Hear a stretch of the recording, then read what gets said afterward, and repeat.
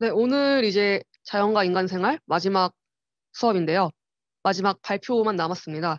그래서 마찬가지로 똑같은 평가 형식으로 오늘 발표까지 여러분들이 동료분들을 평가하게 되고요. 바로 시작해 보도록 할게요. 첫 번째 발표자가 김주영 학생이기 때문에 김주영 학생이 화면 공유 시작하고 바로 시작하도록 하겠습니다. 네, 발표 시작하겠습니다. 저는 전산 시스템의 에너지 자립에 대한 정부와 소비자의 지원 방안을 탐색한 연구를 한 김주영입니다. 먼저 발표 타겟은 정부의 장관급 고위 관료이고요. 저는 공무원으로서 정책 제안을 하고 있는 것입니다. 네, 목차는 문제 제기, 연구 목표 및 범위 설정, 그리고 기술과 정책과 소비자 심리로 나눠서 연구 과정을 설명드리고, 그 다음에 그 연구 결과의 한계와 기대 효과를 설명드리도록 하겠습니다. 먼저 산업단지에서 전력이 사용되는 현황에 대해서 말씀드리겠습니다. 데이터를 수집하는 것과 가공, 그리고 간접적으로 사용된 전력 이렇게 세 가지로 나눌 수가 있는데요. IT 산업단지에서는 먼저 데이터 수집으로 사용자가 요청해서 수집하는 데이터, 그리고 서비스를 개발하려고 적극적으로 수집하는 데이터가 있고, 그리고 서비스 개선과 안정성을 위해서 데이터를 가공하고 처리합니다. 그리고 이 작업을 하기 위해서 전력망에서 전력을 가져와야 되고, 그리고 서버 및 통신 장비를 냉각해야 되고, 예비율을 높게 설정하느라고 과다 전력을 생산하여 그로 인해서 소멸하는 전력도 낭비가 되고 있습니다. 이렇게 많이 전력이 낭비가 되는데요. 전력 사용을 기업이 스스로 절감하는 것은 서비스 관련해서 줄이자고 하면 시장의 서비스 경쟁에서 밀려나고 그 외적으로 줄이자고 하면 기업보다는 산업단지 전체가 도와줘야 합니다. 그래서 소비자와 정부가 지원해줘야 하고 소비자는 이제 서비스를 선택할 때 지원하고 정부는 제도와 전력망을 개선해야 합니다. 하지만 현재의 제도로는 쉽지가 않습니다. 더 많은 비용을 정부와 소비자가 스스로 지출할 의사가 없기 때문입니다. 이 연구에서는 높은 전력 사용량 저감 비용과 낮은 개별 기업의 부담 여력을 고려하여 정부와 소비자가 어떻게 지원해줘야 하는지 말씀드리고 있고 산업단지 단위를 연구하고 있습니다. 너무 작은 단위를 연구할 경우에는 지원 방안이 개별 기업의 특성에 좌우되기 때문입니다. 그래서 선행 연구를 먼저 말씀드리겠습니다. 기술 분야에서는 최대 수요 전력을 어떻게 시뮬레이션 할 것인지에 대한 연구, 그래서 필요한 만큼만 전력을 생산하는 것에 관련된 연구와 마이크로 스마트 그리드의 경우에는 집단 에너지, 열병합 발전 등 현재에서 최대한 집약적으로 발전을 해서 그 전기로 스마트 그리드를 하는 것이 가장 좋다는 연구를 찾을 수 있었습니다. 정책으로는 에너지 절약 시설에 투자하는 국내 법인은 그 취득 금액의 7%까지 세액 공제를 받을 수 있고 한국산업단지공단에서 스마트 그린 산업단지 추진 사업을 하고 있지만 1200개 산업단지 중에서 63개만 관할하고 있는 데다가 그중에 일부만 추진을 해서 그 맞춤형 에너지 혁신이긴 하지만 크게 효과는 없다고 할 수 있겠습니다. 이들을 바탕으로 대안을 드리고자 하는 아이디어는 산업단지의 전력 자립형 스마트 그리드를 도입하는 것입니다. 이것이 무엇이냐면 스마트 그리드를 깔면서 동시에 내부에 발전소를 둬서 산업단지에서 사용하는 전력을 내부에서 다 발전해서 쓰는 것입니다. 이렇게 하면은 스마트 그리드를 위해서 에너지 자립이 필수적이라는 점을 해결할 수가 있습니다. 왜 그러냐면 밖에서 에너지를 끌어올 경우에는 스마트 그리드가 이제 일정하게 전력을 모았다가 효율적으로 분배해주는 시설인데 그러면 밖에서 끌어온 전력을 중간에 저장해야 하는 시설 등이 필요해서 굉장히 비효율적으로 됩니다. 그런데 산업단지 안에 앞에서 말씀드린 것과 같이 열병합 발전과 같이 친환경 고효율 발전 설비를 도입하고 모든 전력을 그 안에서 만든 것으로 공급하고 최대 수요 전력을 정밀하게 예측해서 필요한 만큼만 생산을 한다면 스마트 그리드가 가지고 있는 여러 가지 비효율을 효과적으로 해결할 수가 있습니다. 이 스마트 그리드 도입에 기업이 참여를 유도할 방법도 생각을 했는데요. 정부가 모두 초기 투자를 하면 너무 비용 문제가 있기 때문에 협동조합 방식을 도입해서 기업이 그 아까 세액공제가 7%밖에 안 됐잖아요. 그거보다 좀 많이 혜택을 받을 수 있도록 일회성 세액공제 대신에 그 스마트 그리드 설비 투자에 기업이 투자를 하면 전력 이용 기간 동안 전력요금에 확 지원해주는 제도입니다. 그리고 모든 산단에 그 이런 노하우를 좀 지금 앞에서 말씀드린 그 스마트 그리드 산업단지 추진하시는 분들로부터 전수받을 수 있도록 그 산업단지 공단에 제안하는 하기도 할 예정입니다.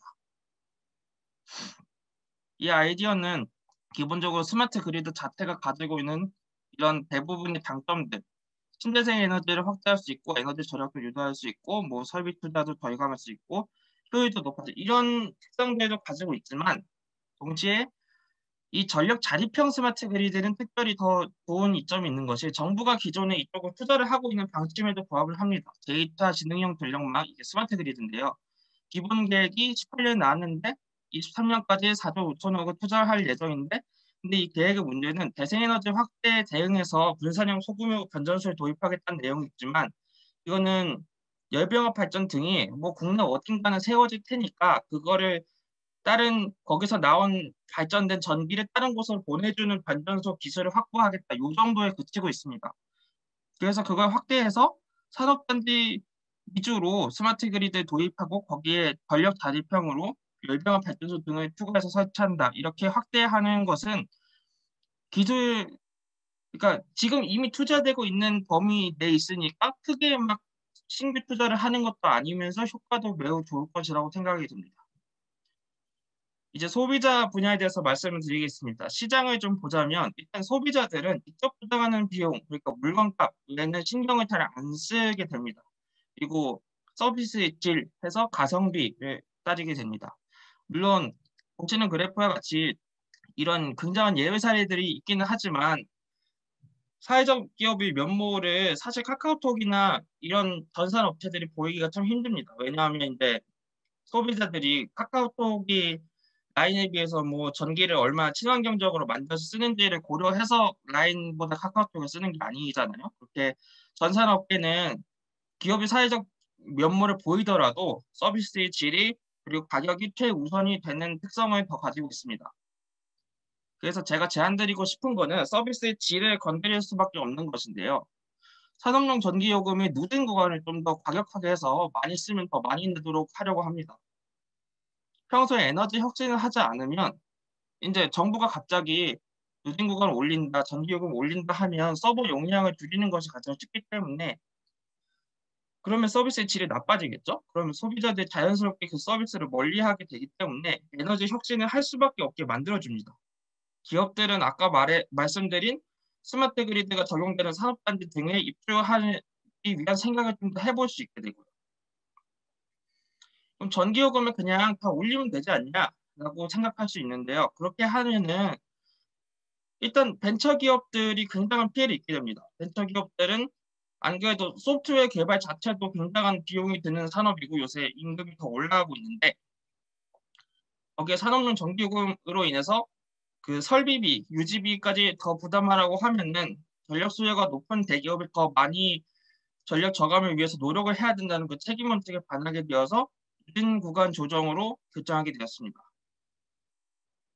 이 연구는 전산 시스템에서 사용되는 전력을 일단 대량한 선행용도가 거의 없어서 이게 정확하게 얼마의 전력을 저감할 수 있고 그게 얼마의 돈으로 환산한 기대 효과를 가지는지 평가하기가 굉장히 어려웠습니다.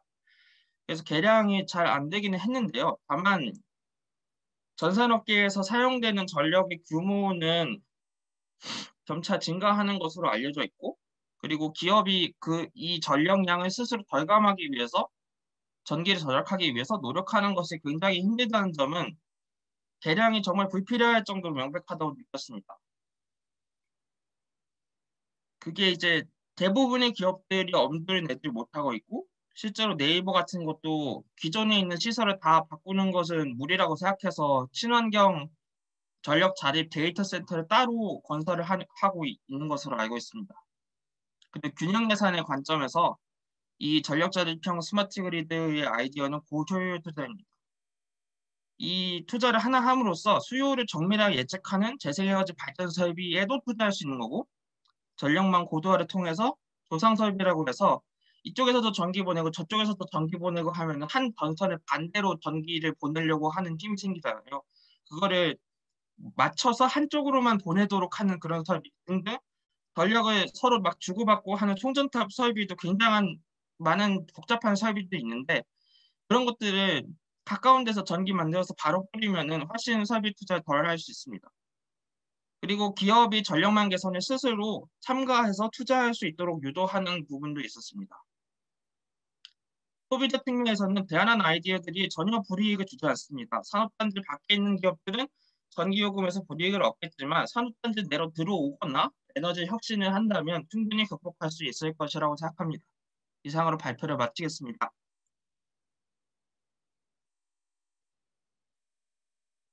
네, 주영학생 발표 잘 들었습니다. 혹시 이 프로젝트에 대해서 질문 있는 학생 있나요?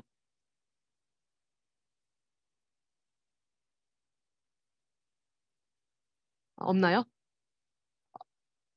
제가 제일 궁금했던 점은 아까 어떤 산업단지 하나의 사례라도 약간 그런 개량적인 게 불가능했다고 하셨는데 그게 제일 궁금하긴 했었거든요. 어느 정도 전력 절약이 가능하고 또 비용 대비 효율이 어느 정도가 될까 이게 궁금했었는데 현실적으로 지금 계산이 조금 어려운 것 같아서 네, 그 부분이 제일 한번 알고 싶었고 만약에 제가 정부 고위 관료였다면 일단 이걸 보고 이 사례를 보고 이런 정도의 효과가 있겠구나 아니면은 저희 정부가 이 정도 투자할 만하겠구나 이렇게 생각이 들었을 것 같거든요. 그래서 그렇지만 아이디어나 뭐 이런 것들은 흥미롭게 들었습니다. 또 질문 있나요? 네네 한마디만 제가 덧붙이자면은 네네 이게 그 지능형 전력망 기본 계획에 보면은 기본적으로 스마트 그리드 자체가 얼마나 효과가 있는지는 알려져 있지만 네, 그게 산업단지에 적용을 했을 때 네, 스마트 그리드 적용하고 나서의 네, 그 기업들이 전력량 저감에 대한 자료가 별로 없었어요. 그러니까 스마트 그리드를 신규 음, 적용한 곳에서는 어떤 네, 효과가 있었다랑 스마트 그리드가 아니었는데 바꾼 거는 얼마나 효과가 있었다. 이게 음, 신규의 경우만 자료가 있어가지고 조사하기 좀 힘들었습니다. 알겠습니다. 네, 더 질문 있나요? 질문 없으면 다음 박준혁 학생의 발표로 넘어가도록 할게요.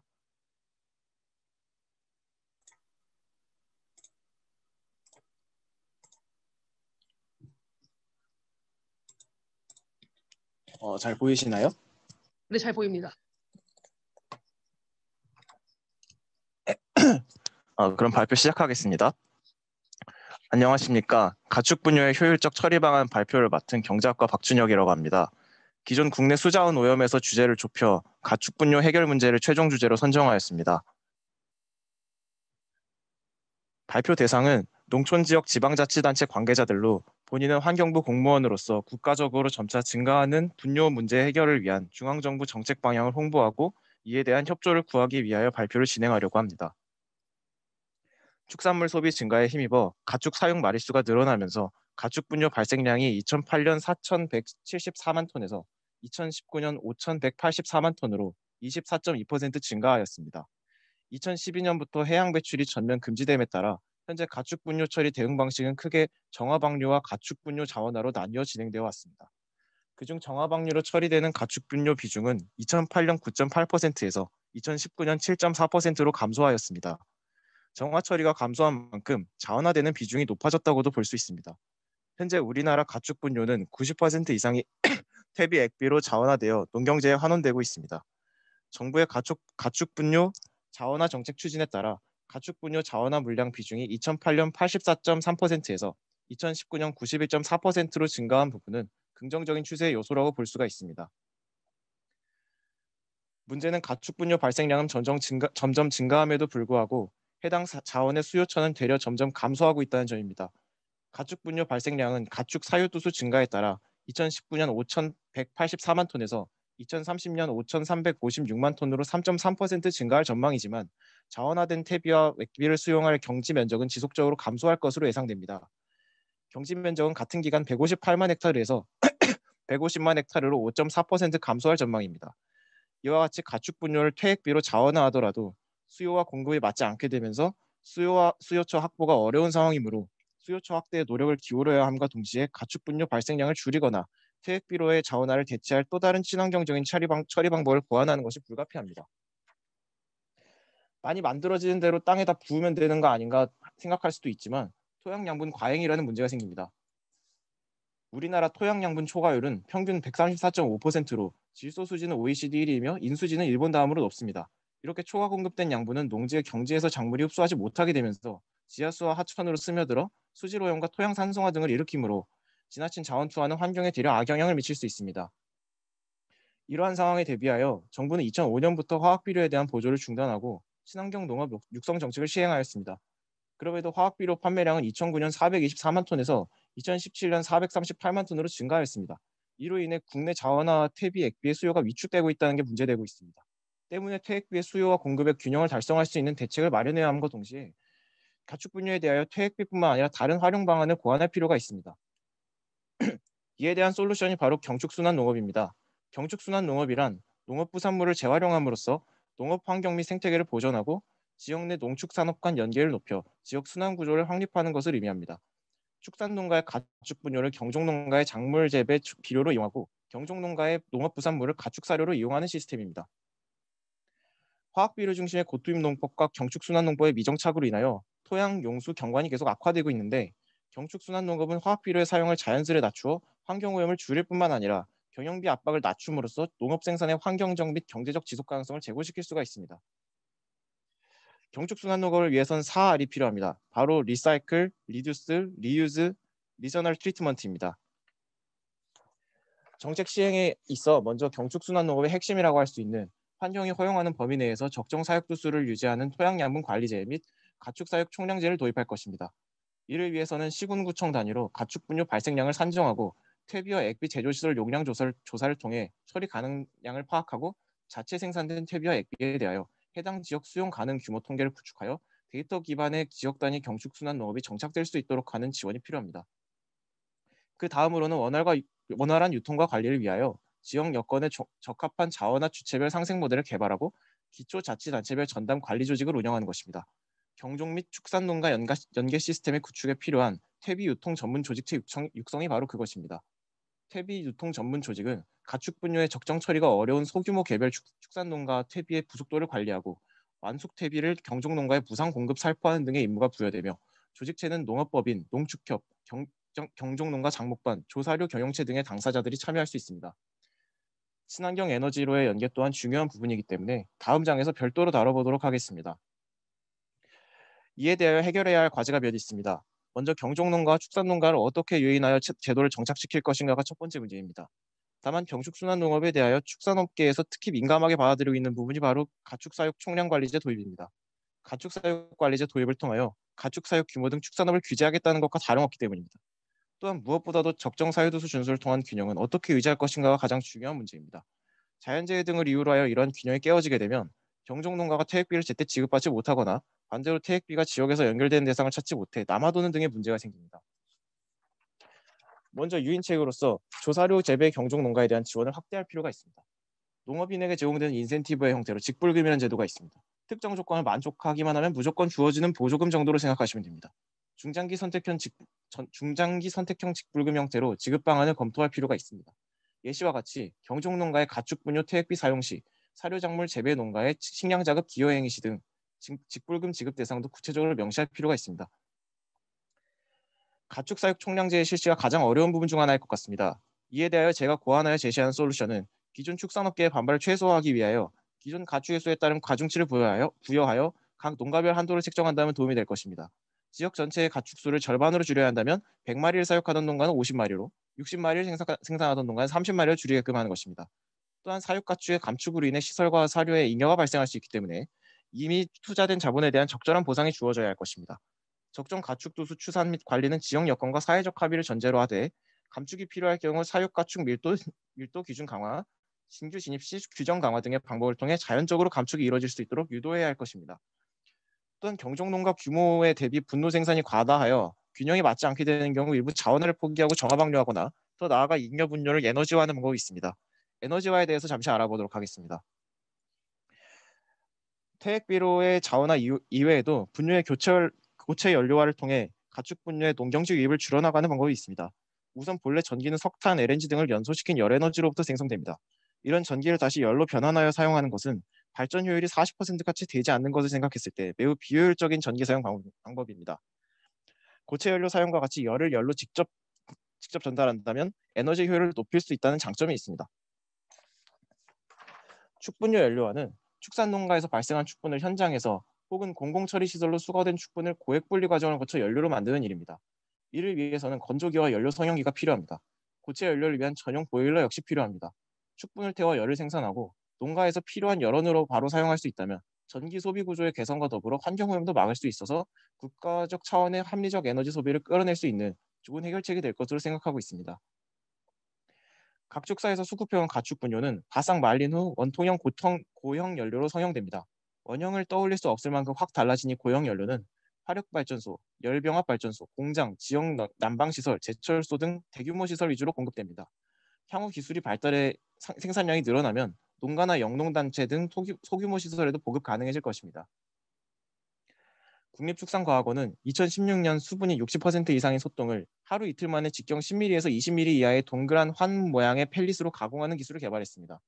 고체연료가 되기 위한 기준은 고체연료의 저위 발열량이 1kg당 3,000칼로리 이상, 수분 함량이 연료 기준 20% 이하, 회분 함량이 건조 기준 30% 이하, 기타 품질 및 유해물질 함량을 만족하는 것을 기준으로 하고 있습니다. 이를 만족시키기 위해 가축 분뇨의 고효율 탈수 건조 성형을 이용하여 고체 연료화를 진행하는 기술을 개발한 것입니다. 축사에서 갓 수거한 소똥을 압착 방식으로 수분을 줄이고 고르게 섞은 뒤 환 모양 펠리터 장치에 넣고 가공하면 고체 연료가 완성됩니다. 이 방법은 축사에서 나온 똥을 바로 가공할 수 있어 분뇨가 농가에 머무르는 시간을 줄일 수 있습니다. 기존의 1, 2개월에 비해 시간이 하루 이틀로 짧고 방법이 단순해 인건비와 운영비, 부자재 비용 등을 모두 아낄 수가 있습니다. 또 입자를 작게 만들어 건조가 빠르고 쉽게 가열됩니다. 둥근 환 모양으로 저장은 물론 다루기도 쉽습니다. 이 기술을 적용하면 소똥 1톤으로 약 300에서 400kg의 고체 연료를 만들 수 있으며 발열량은 1kg당 3,000칼로리 이상으로 무연탄의 70% 수준입니다. 기존 제철 발전 분야에 쓰이는 석탄 소요량의 1%만 대체해도 약 1,070억 원의 경제적 효과를 기대할 수 있습니다.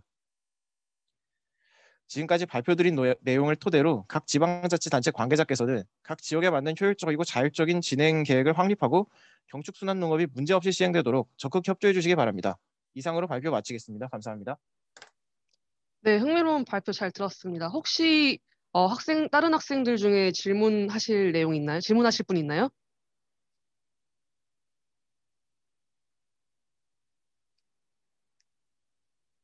질문할 학생이 없으면 제가 몇 가지 궁금한 게 일단 경축 순환 농업 부분에 대해서 제가 조금 놓쳐서 순환이 어떻게 되는지 한번 더 자세하게 설명해 주실 수 있을까요?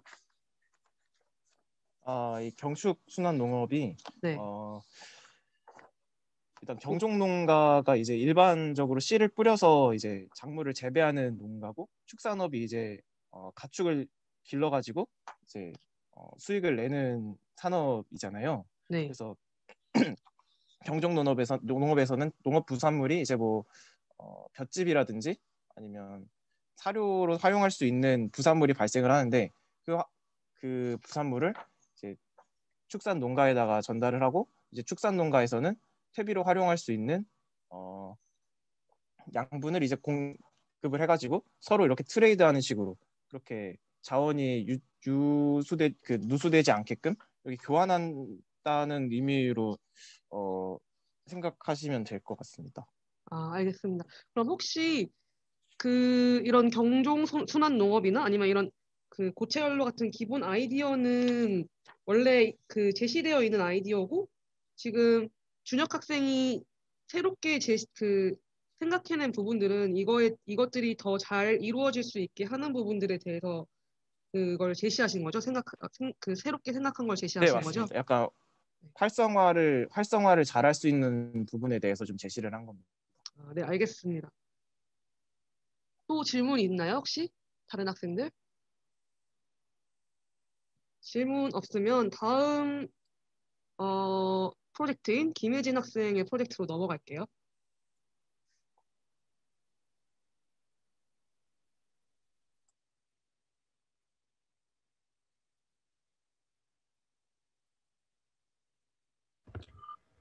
네, 시작해도 될까요? 네, 시작하셔도 됩니다. 네, 패션 재고의 환경 이슈와 보완적 수입 모델 고찰에 대해서 발표할 김예진입니다. 목차는 다음과 같습니다. 먼저 시작하기 앞서서 타겟 청자를 설명하도록 하겠습니다. 저는 콘템포러리 가격대로 브랜드 아이덴티티를 지키는 것이 중요하고 MZ세대를 타겟팅해 환경 메시지를 전달할 필요성을 충분히 인지하고 있는 국내 지속 가능한 패션 브랜드 마케팅 디렉터를 상대로 이번 발표를 진행하려고 합니다. 환경 이슈에 민감하고 제가 전달하려는 전략에 대해서 관심을 가진다는 조건하에 진행하겠습니다. 계절 구분 없이 오래 입을 수 있는 패션 브랜드로 런칭한 텐먼스의 브랜드 마케터를 페르소나로 선정하고 발표를 준비했습니다. 문제 배경을 먼저 소개하도록 하겠습니다. 국내 의류 소비는 15년 만에 2배로 치솟았고 폐기 물량도 그에 따라서 엄청나게 늘고 있습니다. 패스트 패션 현상에 따라서 국내 패션 산업의 재고 문제가 심각해지고 있는 건데요. 2주에 한 번씩 새로운 의류를 생산해내고 트렌드를 교체하면서 막대한 의류 폐기물을 만들어낸 결과라고 볼 수 있습니다. 실제로 오른쪽에 환경부 환경 포털 통계 포털에서 가져온 폐기물 처리 현황 통계표를 보면은 2012년에 비해서 2016년에는 거의 1.5배 정도 폐섬유량이 증가했다는 것을 확인할 수 있었습니다. 대부분의 기업에서 발생하는 의류 재고는 왼쪽 표와 같은 프로세스로 처리가 되는데요. 대부분의 폐기 처리는 매립이나 소각 방식으로 이뤄집니다. 폐섬유가 급증하면서 처리하는 과정에서의 환경 이슈도 매우 심각해지고 있습니다. 패션 산업에서는 항공기와 선박을 합한 것보다 훨씬 많은 탄소 배출을 하는 것으로 밝혀지기도 했고, 많은 양의 원유를 사용해서 생산해야 되는 이 폴리에스테르 같은 섬유에는 매립한 뒤에는 최소 500년 있다가 분해가 되기 시작합니다. 또한 이 폴리에스테르가 합성 섬유로 사용된 의류를 소각하는 경우에는 발암 물질이 방출됩니다. 이러한 문제가 최근 수면 위로 떠오르고 많은 소비자들에게 충격을 주었습니다. 가치 소비에 호응하는 MZ세대가 이런 패션계의 환경 이슈를 담론으로서 그리고 실제 제품으로서 소비하고 있습니다. 친환경 패션 브랜드 프라이탁의 경우에는 폐연수막을 사용한 제품을 생산해서 많은 소비자들의 사랑을 받고 있습니다. 이러한 사례와 달리 개인적인 차원에서의 환경 이슈를 해결하는 것에는 분명한 한계가 존재합니다. 그렇기 때문에 브랜드, 생산자 혹은 정부 차원의 노력이 있어야지 전체적인 패션 산업의 동향을 바꾸고 막대한 재고 처리에 따른 환경 부담도 최소화할 수 있을 것입니다. 유럽의 경우에는 섬유 제품의 잠재적인 유해성을 소비자들에게 알리고 그리고 폐의류에 대한 생산자의 책임을 부여하기 위해서 최근에 폐기물 지침에 의류 폐기물에 대한 조항을 추가한 바가 있습니다만 우리나라의 환경부의 경우에는 폐기물 관련 조항에 의류 폐기물을 포함시키지 않고 있고 개인의 자율적인 처리에 맡긴다는 굉장히 소극적인 태도를 보이고 있기 때문에 저는 다음과 같은 연구 목표를 설정했습니다. 국내에서 브랜드 차원에서 할 수 있는 그리고 마케팅 차원의 국내 브랜드에 의한 재고 최소화를 위한 보완적인 수익 모델을 고찰하는 것입니다. 이를 통해서 우리나라 전체에 급증하고 있는 의류 폐기물 문제를 다루고 상품 수명을 늘릴 방안을 모색해 보고 싶습니다. 여기서 마케팅 차원이라고 제시한 거는 우리 텐먼스라는 브랜드가 기존에 갖추고 있는 생산 라인을 새롭게 바꾼다든가 브랜드를 아예 새롭게 런칭하는 것이 아니라 기존에 갖고 있는 생산 라인을 갖고 있으면서도 여기에 추가적으로 마케팅 방식으로 혁신을 꾀하고자 함입니다. 이를 통해서 부담과 비용을 최소화할 수 있을 것이라고 생각합니다. 그렇다면 전략을 설계하기 앞서서 연구들이 어떻게 진행되었는지 살펴보겠습니다. 저는 기존에 지금까지 가장 혁신적이라고 손꼽히는 패션 기업들의 재고 절감 전략들을 조사를 했습니다. 생산면에 있어서는 데이터를 기반으로 적정 생산 물량을 설정하고 어떤 브랜드에서는 개인 맞춤형 생산으로 최소 수량을 생산하고 있었습니다. 마케팅 면에서는 구독 시스템으로 정기 결제를 돕고 있었고 쇼룸형 매장을 운영해서 오프라인으로는 매장에 재고를 거의 배치하지 않는 방식을 취하고 있었습니다. 서비스 측면에서는 AI로 정확한 취약 분석을 할 수 있도록 딥러닝 기술을 활용하고 있었고 그를 통해서 더 나아가서 트렌드를 예측하고 개개인의 사이즈를 3D로 기술로 정확하게 측정해내서 반품을 최소화하고 있었습니다. 이러한 방식들로 기술과 패션을 결합하고 효율적으로 재고를 관리하면서 환경 비용을 절감하면서 결과적으로 이윤까지 극대화하고 있는 모습을 확인할 수 있었습니다. 그중 가장 호평을 받는 비즈니스 모델로 스티치픽스가 있었는데요. 다음과 같은 방식으로 운영이 됩니다. 고객이 개인 정보를 매우 상세하게 입력을 하고 구독 서비스여서 배송 주기를 개개인이 선호하는 배송 주기를 선택을 하면 AI 기반으로 데이터를 1차적으로 분석을 하고 아이템을 추천을 하고 직원이 사람인 직원이 한 번 더 그 제품군을 선정을 해서 5가지 제품을 그 주기에 맞춰서 집으로 배송을 해 드립니다. 그러면은 그 상품을 받아보고 입어본 다음에 마음에 드는 상품을 구매하면서 앞서 제시했던 가입비, 보증금을 환불받고 아이템을 구매하는 방식입니다. 이를 통해서 굉장히 많은 수익을 얻고 있다고 평가되는데 그럼에도 불구하고 저는 스티치픽스가 가지는 한계점을 발견할 수 있었습니다. 스티치픽스 모델은 어쨌든 간에 반품이 필연적으로 발생할 수밖에 없는 구조였기 때문에 악성 재고 문제를 안고 가고 있으면서 대형 자본 브랜드여서 대규모 상품군 구색을 갖춰야 된다는 그런 조건이 있었기 때문에 다양한 브랜드에서 차용하기가 힘든 모델이었습니다. 그리고 패스트 패션 브랜드와 거의 유사하게 매번 매 주기마다 새로운 상품을 생산해내고 있기 때문에 저는 이 모델을 기반으로 하되 좀 더 마케팅 차원으로 보완하고자 했습니다. 그래서 제가 제안하고 싶은 방식은 다음과 같습니다. 재고 최소화 및 소진을 위한 비즈니스 모델인데요. 1단계 재고 최소화 판매 전략과 거기에 더해져 제가 제시하는 재고 소진 마케팅 전략이 합쳐집니다. 텐먼스의 기존 생산 라인을 바꾸지 않고 거기서 AI 알고리즘을 추가하는 방식이 재고 최소화 판매 전략인데요. 알고리즘을 통해서 트렌드를 예측하고 개개인의 구매 경험, 구매 데이터에 기반해서 취향을 분석하는 방식으로 재고를 최소화하고 어떤 트렌드가 맞을지 생산 수량을 조정하는 방식입니다. 이에 두 번째로 제가 제안하고 싶은 것은 반품 상품 정기 구독 마케팅이라고 네이밍한 방식입니다. 반품 상품 구매 정기 구독이란 서비스인데요. 이 정기 구독에는 월 3,900원의 큐레이팅 비용으로 소비자들이 가입을 할 수 있습니다. 그리고 매달 한 번 반품된 재고 중에서 취향 데이터에 맞춰서 아이템 큐레이팅을 제안해 드립니다. 그렇기 때문에 새로운 상품을 생산하는 것이 아니라 지금 텐먼스가 갖고 있는 판매했던 상품 중에 반품으로 갖고 있는 악성 재고를 활용한다는 장점이 있습니다. 그리고 해당 상품의 디테일을 굉장히 상세하게 설명을 하고 이게 왜 반품되어 들어왔는지 어떤 핏을 갖고 있었는지 개개인에게 맞춰서 설명을 드립니다. 그리고 앞서 제시했던 AI 알고리즘을 기반으로 이 반품 상품 중에서 선택한 이 상품이 얼마나 취향을 적중할 수 있는지 제시할 수 있습니다. 또한 예상 코디를 제한함으로써 구매 효과를 높입니다. 만약 구매를 결정할 경우엔 취향 적중률만큼의 할인을 받으면서 보증금까지 환불받으면서 구매를 할 수 있고요. 구매를 보류할 경우에는 보증금만 결제되게 됩니다. 그리고 악성 재고를 소진하는 목적인 만큼 반품 환불은 불가능하고 만약에 상품을 구매한 이후에 입지 않을 것이라고 표명을 한다면 기부 업체와 연계를 해줄 수 있는 그런 차후 처리 방법까지 고민했습니다. 다음과 같은 방식으로 좀 더 실현 가능성을 높였는데요. 인시즌 같은 경우에는 기존에 텐먼스가 판매하고 있는 제품을 판매하는 방식으로 그 기존과 동일하게 유지하되 고객 구매 성향을 분석하고 반품 사유를 유형화하는 그런 추가적인 작업이 들어갑니다. 그리고 프리시즌 같은 경우에는 앞서서 구독 서비스 말씀드렸던 것을 오픈을 해서 앞서서 인시즌에 반품으로 들어온 재고들을 취향과 맞게 매칭해서 판매하는 방식입니다. 이 방식이 가진 기대 효과를 정리하고 넘어가도록 하겠습니다. 혁신적인 스티치픽스의 모델을 기반으로 했기 때문에 그 전략들을 벤치마킹했다는 효과가 있고 하지만 이 스티치픽스가 가지고 있던 재고 관련된 치명적인 한계를 보완할 수 있고 그리고 스티치픽스가 계속해서 새로운 상품을 제안하면서 상품을 생산했던 것과 달리 이런 기존의 재고를 활용한다는 효과가 있습니다. 따라서 재고 최소화에서 더 나아가서 악성 재고까지 해소할 수 있습니다.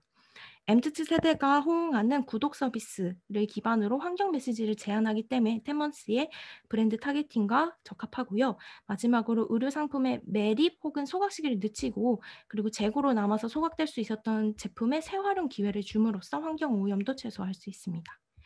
결국 마케팅 차원의 국내 브랜드에 의한 재고 최소화를 위한 그리고 환경 부담을 최소화할 수 있는 브랜드 혁신이 가능할 것이라고 생각합니다. 여기까지 참고 문헌이고요. 발표를 들어주셔서 정말 감사합니다. 네, 발표 잘 들었습니다. 혹시 다른 학생들 질문 있나요?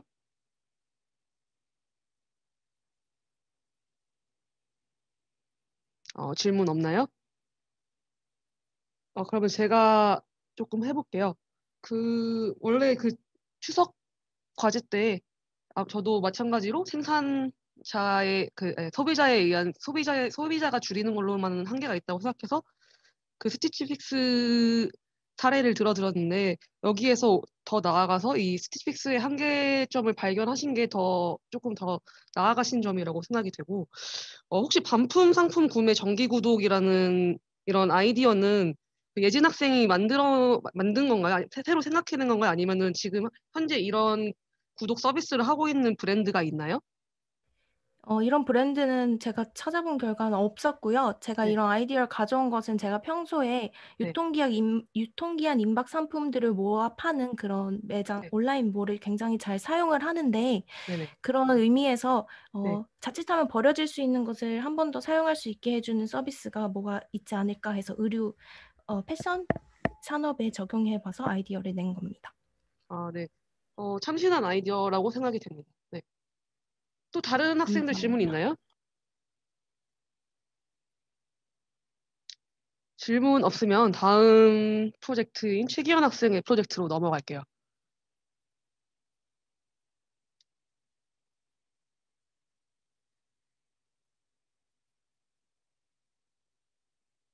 네, 혹시 지금 잘 보이시나요? 네, 잘 보입니다. 네, 그럼 발표에 시작하기에 앞서서 일단 제가 설정한 타겟에 대해서 언급을 하겠습니다. 지금 이 상황은 제가 쿠팡의 사업 전략팀 사원이 돼서 쿠팡의 임원진 분들에게 발표를 하는 상황을 가정했습니다. 그래서 해당 부분을 고려해서 들어주시면 정말로 좋을 것 같습니다. 그러면 발표 시작하도록 하겠습니다. 안녕하세요. 사업 전략팀 사원 최기현입니다. 오늘 저는 환경 문제가 대두되고 있는 현대사회에서 쿠팡이 나아가야 하는 길인 친환경 택배 서비스에 관해 제언을 하고자 합니다. 발표는 쿠팡의 현재 실태를 살펴보고 현재 내세우고 있는 친환경 배송 전략을 경쟁사들과 비교해본 후 쿠팡이 로켓 배송이 나아가야 할 방향에 대해 다루는 순서로 진행될 예정입니다. 먼저 쿠팡의 현 주소를 살펴보도록 하겠습니다. 현재 사람들은 쿠팡을 어떻게 생각할까요? 소셜미디어 빅데이터를 월별로 분석해본 결과 두 가지의 경향이 돋보였습니다. 첫 번째는 구매하다, 그리고 수수료 받다인데요. 이 키워드는 쿠팡 파트너스 광고가 많아지면서 나타나게 된 것으로 보입니다. 본 발표에서는 택배 관련 문제를 논하기 때문에 이 키워드는 다루지 않도록 하겠습니다. 두 번째는 빠르다인데요.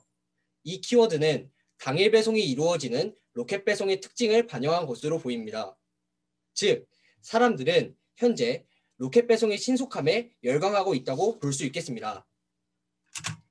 하지만 빠름은 더 이상 경쟁력이 될 수 없습니다. 경쟁업체인 마켓컬리와 쓱닷컴을 보면 이미 당일 배송에서 한 차례 더 진화된 새벽 배송 시스템을 구축하고 있습니다. 특히 쓱닷컴의 경우 동일한 신세계 플랫폼에 있는 이마트와 연계해서 더 원활하게 배송할 수 있기 때문에 로켓 배송의 신속함에서 오는 메리트는 점점 줄어들고 있다고 볼 수 있겠습니다. 즉, 현재 우리 쿠팡이 소셜 커머스 업계 1위를 차지하고 있지만 언제든지 순위가 바뀔 수 있다는 의미입니다. 설상가상으로 최근에는 로켓 배송과 관련해 환경 문제까지 제기되고 있습니다.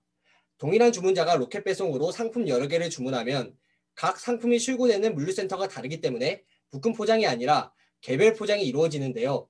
이러한 시스템은 택배 폐기물을 필요 이상으로 발생시킵니다.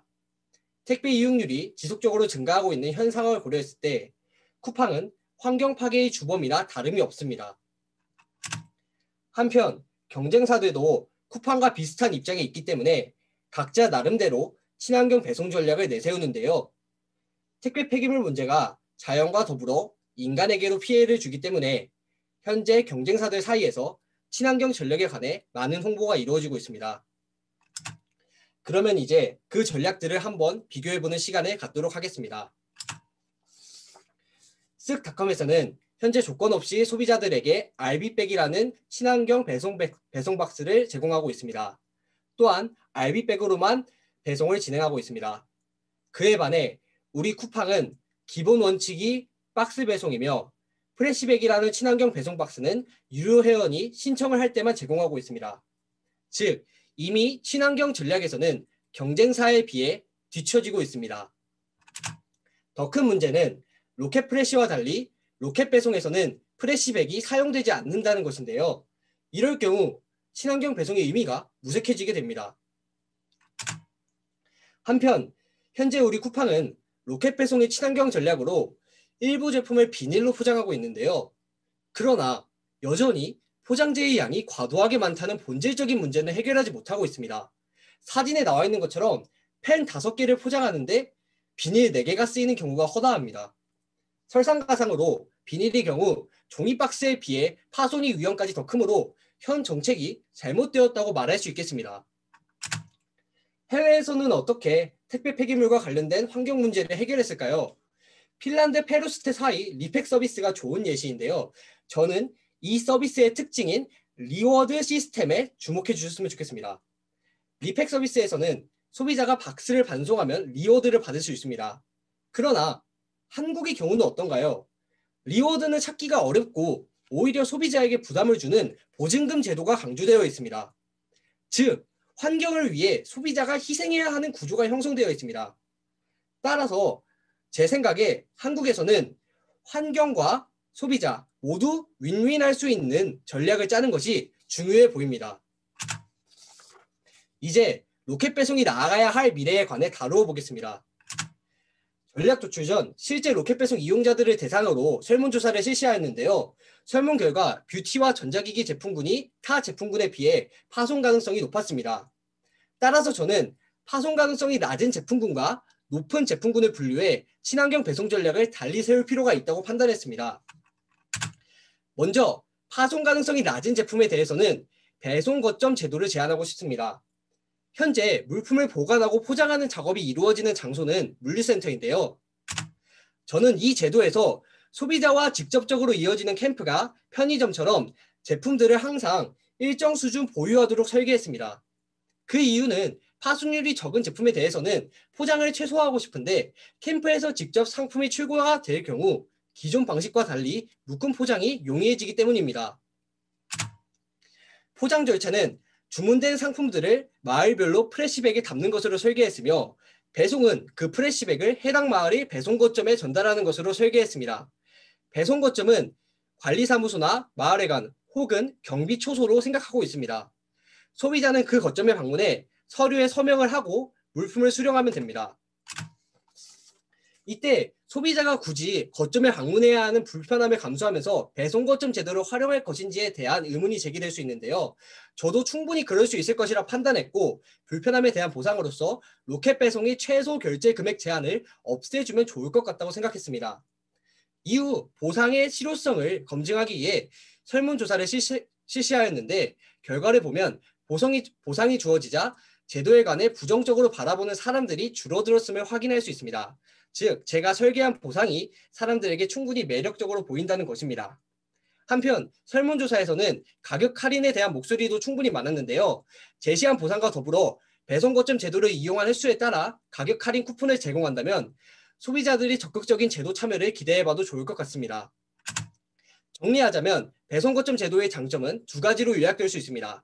첫 번째는 종이 박스가 사용되지 않으므로 친환경적이라는 것인데 설문 결과를 보면 소비자들이 주로 주문하는 상품의 종류가 파손 가능성이 낮은 것들이기 때문에 그 효과는 더욱 커질 것으로 보입니다.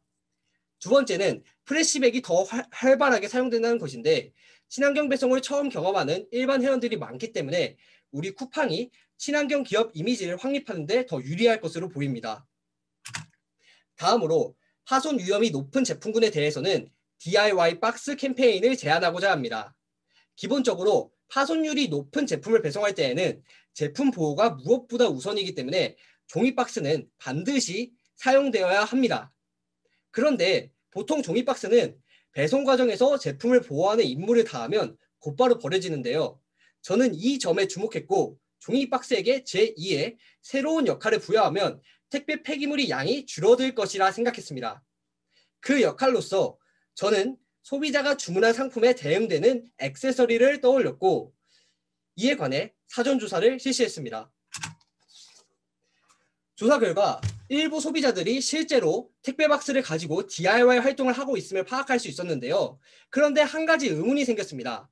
과연 모든 소비자가 박스에 직접 도면을 설계할 수 있을까요? 저는 이 부분을 우리 쿠팡이 도와주면 좋을 것 같다고 생각했습니다. 저는 그 도움의 첫 번째 방안으로서 박스 디자인을 변경하는 것을 제안합니다. 박스의 DIY 가이드라인을 표시하고 제작 가이드 영상으로 이어지는 QR코드를 인쇄한다면 소비자 스스로 DIY 활동을 할 수 있을 것입니다. 하지만 우리 쿠팡 측에서 도면을 설정해버리면 나오는 결과물이 종류가 한정되므로 DIY가 지속적으로 이루어지기 힘들고 영상을 봐도 잘 따라하지 못하는 일부 소비자들이 존재할 수 있다는 문제점이 나타나는데요. 저는 이 문제에 대한 해결책으로 DIY 문화 활성화라는 두 번째 전략 시행 방안을 떠올렸습니다. 쿠팡 사이트에 DIY 포럼을 개설한다면 소비자들이 DIY에 관해 서로 의견을 나눌 수 있게 됩니다. 그러면 새로운 도면 아이디어가 계속 교류될 것이며 잘 따라하지 못하는 소비자들에게 DIY 고수들이 도움을 줄 수도 있습니다. 여기에 활동량에 따라 리워드를 지급한다는 유인을 제시한다면 그 효과는 더욱 커질 것입니다. 또한 이와 더불어 정기적으로 택배박스 DIY 행사를 개최해보는 것도 좋을 것 같습니다. 본 전략의 장점은 세 가지로 요약할 수 있습니다. 첫째는 다른 보통의 친환경 전략들과 다르게 소비자들에게 불편함을 주지 않는다는 것입니다. 왜냐하면 이 전략은 기본적으로 박스의 디자인만 바꾸기 때문입니다. 둘째는 소비자가 주문한 제품의 액세서리를 별도로 구매할 필요가 없다는 것입니다. 배송에는 기본적으로 환경적 비용이 따르므로 액세서리 구입이 줄어드는 것은 환경에 도움이 되며 소비자는 돈을 아낄 수 있어 좋습니다. 즉, 윈윈할 수 있습니다. 셋째는 소비자에게 쇼핑 후에도 우리 쿠팡이 DIY라는 컨텐츠로 즐거움을 줄 수 있다는 것입니다. 환경 문제가 심각해지고 있는 현대 사회에서 친환경적인 전략은 기업의 긍정적 이미지 확립을 위해 필수적입니다. 오늘 제 발표가 쿠팡이 한 걸음 더 나아가는 데 도움이 되었으면 좋겠습니다. 경청해 주셔서 감사합니다. 발표를 마치겠습니다. 네, 발표 잘 들었습니다. 혹시 다른 학생들 중에 질문 있는 사람 있나요?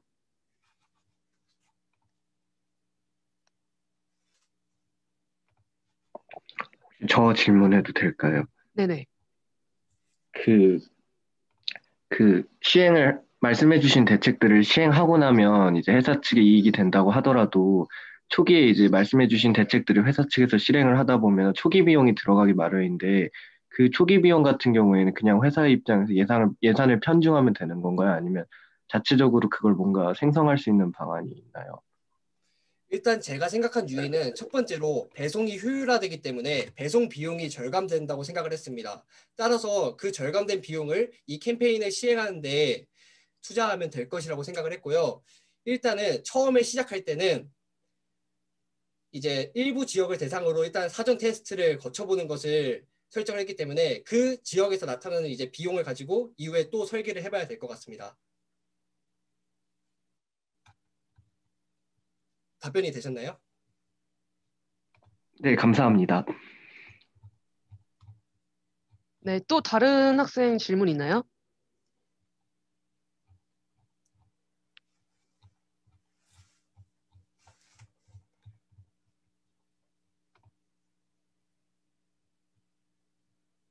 질문이 없으면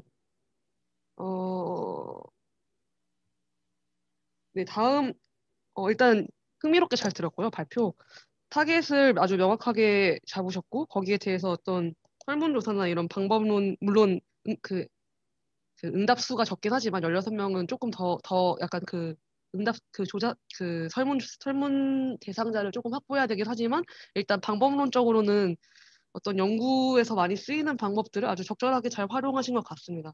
그리고 어떤 고위험 파손 위험이 높은 물품, 낮은 물품 이런 식으로 나눠서 생각해 보신 것도 흥미롭게 잘 들었고요. 다음 발표자인 이재호 학생이 준비를 할게요. 그러면 네, 감사합니다. 네.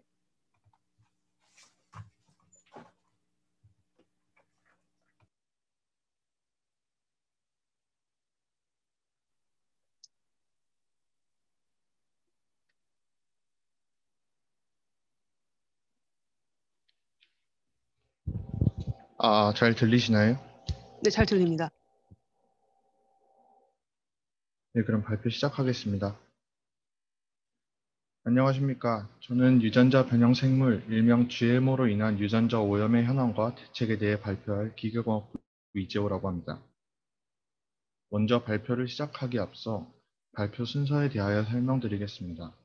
첫 번째 순서로는 발표 대상을 설명하고 간략하게 발표 내용을 말씀드리겠습니다. 이후 GMO에 관한 설명과 문제가 되고 있는 이유, 그리고 GMO의 국내 현황에 대해 말씀드리며 GMO란 무엇인가에 대해 말씀드리겠습니다. 또한 인식 변화와 환경 정책 관리 시스템의 두 가지의 측면의 해결 방법을 통해 방향성을 제시하겠습니다. 마지막으로 해결 방법의 재강조와 문제점을 다시 한번 환기시키면서 필요성을 강조하며 발표를 마무리하겠습니다. 먼저 발표 대상에 대해 말씀드리겠습니다. 저의 발표 대상은 정부기관인 농림축산식품부이며 GMO에 관한 현 체제에 대해 문제점을 제기하고 새로운 대안의 필요성을 제시할 것입니다. 또한 선진 주도적이고 신뢰를 얻을 수 있는 새로운 방법에 대해 심사숙고하여 지원을 요청할 것입니다. 그렇다면 GMO란 무엇인가에 대해 말씀드리겠습니다. GMO는 유전자 변형식품으로서 생물체의 유전자 중에 유용한 유전자를 추출해 그 유전자를 가지고 있지 않은 생물체에 삽입하여 유전자를 조작하거나 변형한 식물을 말합니다. 씨 없는 수박이나 방울토마토와 같이 자연적으로 교배시키는 육종과는 달리 인위적으로 유전자 조작을 가한다는 점에서 차이가 있습니다.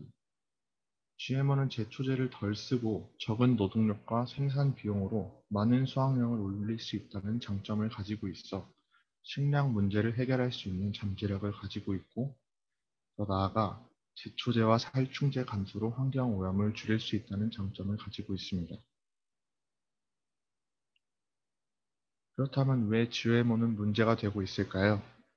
GMO는 잠재력 못지않게 위험성도 무시할 수 없는데, 이는 크게 세 가지로 다룰 수 있습니다. 첫 번째는 안정성 문제입니다. GMO는 인체와 가축에 대한 식품 안정성에 대한 검증이 부족하다는 점을 들 수 있습니다. GMO는 시판되기 이전에 안정성 검사가 진행되기는 하지만 이는 큰 틀에 불과한 검사이며 GMO를 장기간 섭취했을 경우 면역 체계를 약화시키거나 알레르기를 일으킬 수 있다는 실험 결과가 있습니다. 또한 신종 박테리아가 생성되어 항생제 치료 효과를 저해할 수도 있다는 연구 결과 또한 존재하여 세계보건기구 역시 이와 관련된 문제를 인정하고 세심한 주의를 요구하였습니다. 두 번째로는 유전자 오염으로 인한 생태계 교란입니다. GMO의 장기간 재배 시 상대적으로 약품에서의 생존에 유리한 GMO 식물로 인해 슈퍼 잡초나 슈퍼 해충과 같은 변종이 출현할 수 있습니다. 뿐만 아니라 GMO의 장기간 재배 시 생물 다양성이 파괴될 가능성이 존재해 기상 변이나 새로운 병해충 출현 시 속수무책의 결과가 도출될 수 있습니다. 더 나아가서 생물 다양성이 파괴될 경우 더 많은 비료나 농약에 의존해야 하는 명령 방법을 통해 환경 문제를 오히려 약화시킬 수도 있습니다. 그렇다면 GMO에 관해 국내 현황에 대해 말씀드리겠습니다. 한국바이오안정성정보센터에 의하면 2018년 국내에 수입된 GMO는 1021만 톤에 달하며 지난 20년간 꾸준히 증가폭을 유지하며 수입되어 왔습니다. 특히 옥수수와 콩은 전체 수입 물량 가운데 80에서 90% 정도가 GMO로 수입될 만큼 큰 비중으로 국내에 반입되고 있습니다. 그러나 이에 대해 크게 관심을 기울이지 않는 이상 이러한 사실을 알기는 어렵습니다. 그렇다면 우리는 왜 알기 힘들까요?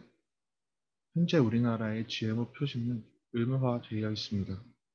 그러나 3% 이내의 소량으로 들어가 있거나 원재료가 GMO임에도 불구하고 그 단백질 성분이 남아있지 않다고 판단되면 원칙상 표기하지 않아도 되는 상황입니다.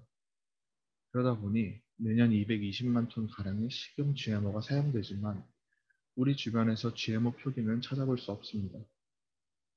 GMO에 대한 부정적인 인식, 안정성, 그리고 non-GMO의 가격 인상과 통상무역 마찰의 우려로 인하여 GMO의 표기를 하지 않는 실상입니다. 따라서 저는 이러한 문제점들을 해결하기 위해 두 가지 해결 방안을 생각해 보았습니다. 첫째로는 인식 변화의 측면입니다. 앞서 말했듯이 GMO는 식량 문제를 해결하고 노동력을 줄이는 등 큰 장점을 가지고 있습니다. 한정된 자원으로 인하여 미래로 갈수록 GMO는 더욱 주목받을 것입니다. 더군다나 GMO를 대체할 만한 식품이나 공법이 현재로서는 존재하지 않기 때문에 GMO와 공존하는 방법을 찾아야 한다고 생각했습니다. 우선 그중 첫 번째로 GMO 표기 의무화입니다. GMO는 세대를 거쳐 인체나 자연 환경에 유전되는 특성을 가지고 있어 늦으면 늦을수록 문제를 해결하기 어려워지며 그 증가폭은 예상할 수 없을 정도로 빠르게 진행됩니다. 따라서 법의 망을 피하기보다는 하루빨리 절대적 수치에 상관없이 GMO 표기를 의무화해 오염과 남용을 막아야 된다고 생각합니다. 두 번째로는 활발한 공익 캠페인과 광고입니다. GMO 표기에 대한 반발을 우려하여 공익 캠페인이나 광고를 통하여 GMO에 대한 안정성 검사를 더욱 확실히 알리며 보다 면밀하게 분석하고 그 필수 불가결함을 알리는 프로젝트가 의무 표시제와 동시에 병행되어야 된다고 생각합니다. 또한 현재 세계적으로 GMO의 상업적 재배가 화두로 논의되어지는 만큼 GMO로 인한 유전자 오염의 위험성을 경고하여 무분별한 재배나 남용에 대한 경각심을 심어줘야 된다고 생각합니다. 마지막으로 무분별한 GMO 사용 방지를 위한 정책이 필요하다고 생각합니다. 예를 들면 GMO 수입량 증가 비율을 제한한다는 정책을 마련하거나 향후 토종 작물의 생존을 위해 GMO 재배 비율이나 구역을 제한하는 정책을 미리 준비하고 있어야 한다고 생각합니다. 또 다른 해결 방안은 환경 정책 관리 시스템 측면으로 고려해 보았습니다. 현재 GMO에 대한 안정성 평가는 꾸준한 연구 속에서 동식물 실험을 통해서 진행되고 있습니다. 이 역시 매우 중요하지만 GMO의 유전자 오염에 대해 가장 중요한 해결 방법은 바로 환경 적응성이라고 생각합니다.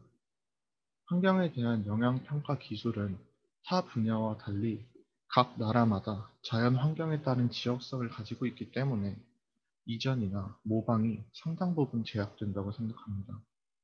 예를 들면 생태계 파괴 외래종 같은 경우도 본토에서와 달리 특정 지역에서는 생물 다양성을 파괴하고 생태계 파괴의 주범이 되기 때문에 환경평가 기술 역시 국내의 자체적인 평가 기술과 관련 자료 축적을 목표로 해결해야 한다고 생각합니다.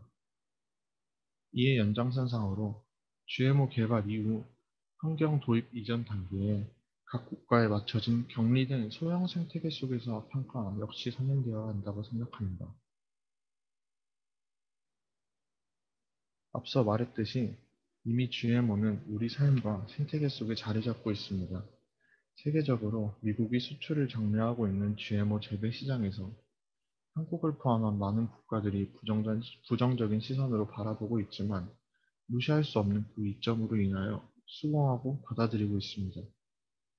이러한 분위기 속에서 저는 더더욱 GMO의 문제점이나 정확한 인식 그리고 해결 방법을 생각해야 한다고 생각합니다. 올해로 벌써 GMO를 수입하기 시작한 지 20년이 되었고 독자적인 재배에 대한 개발은 더 긴 시간이 지났습니다. 환경 파괴를 되돌리는 것보다는 막는 것이 더 쉽고 중요하다고 생각합니다. 위험성이 언제나 제기되어 오고 연구되는 만큼 정부 기관께서는 이 프로젝트에 더 귀 기울여 주셨으면 감사하겠습니다. 이상으로 제 프로젝트를 마치겠습니다. 감사합니다. 네, 발표 잘 들었습니다. 혹시 이재호 학생의 프로젝트에 대해서 질문 있는 학생 있나요?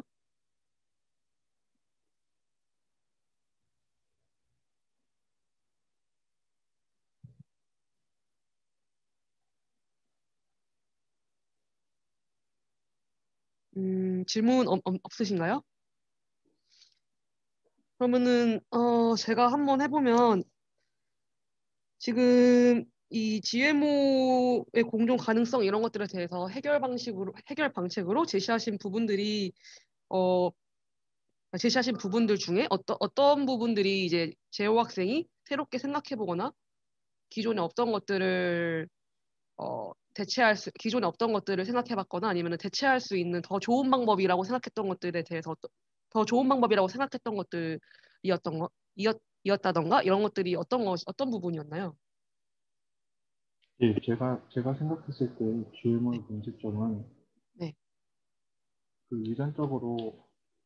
유전자 조작을 일으킬 수 있는 점, 그리고 생태계 다양성을 파괴할 수 있다는 점 두 가지를 봤는데 사실상 잠시만요. 소리가 지금 조금 잘 안 들리거든요. 혹시 네. 네, 네네. 제가 문제점으로 제기했던 게 유전자 조작을 일으켜서 향후 미래에 문제를 일으킬 수 있다는 점과 생태계 다양성을 파괴할 수 있다는 두 가지 점을 문제로 생각했었는데 네. 사실상 지금 현실적으로 더 큰 문제는 저는 생태계 다양성을 파괴한다는 점에 있다고 생각을 했습니다. 네. 그런데 제가 조사해본 결과 네. 각 국가마다 GMO에 대한 그 안정성 평가에 대한 그 기준이 있긴 하지만 그 기준이 대체로 다 획일화돼 있고 각 지역마다 그 따로따로 평가하는 그런 기준이 없다고 생각해서 그 기후도 다 다르고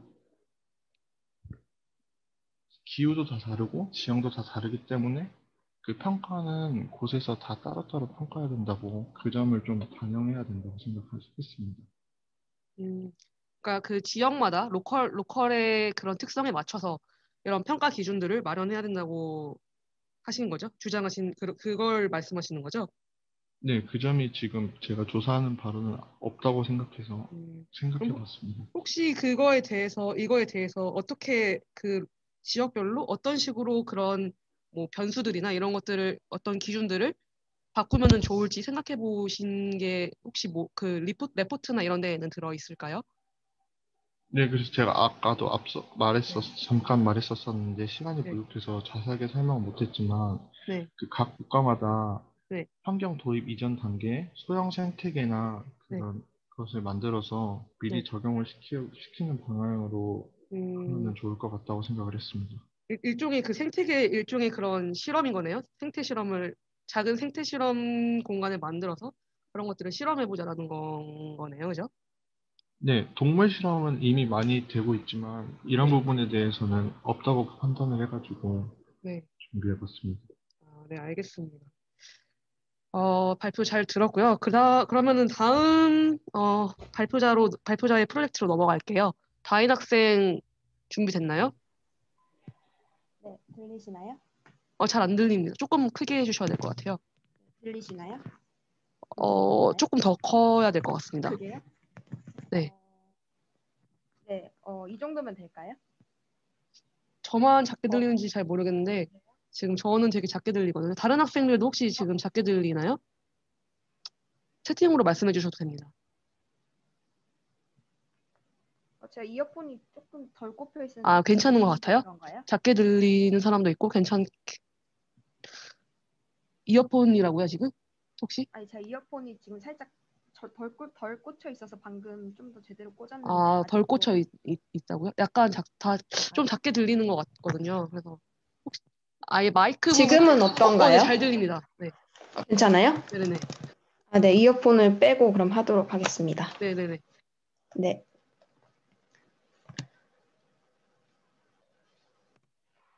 화면 잘 나오나요? 네, 화면 잘 나옵니다. 네. 그럼 시작하도록 하겠습니다. 안녕하세요. 국제학부 김다인입니다. 본격적인 시작에 앞서 제 발표의 타겟은 농림축산식품부이며 로컬푸드 유통 소비 체계의 통합의 중요성 및 필요성에 대한 인식 제고와 이를 기반으로 한 정부 차원의 로프로에 대한 지원 유도가 본 발표의 목적임을 말씀드립니다. 그럼 시작하겠습니다. 안녕하세요. 농림축산식품부 관계자 여러분. 오늘 저는 지속가능한 먹거리인 로컬푸드의 새로운 온라인 유통 플랫폼 로프로에 대한 프레젠테이션을 진행하려 합니다.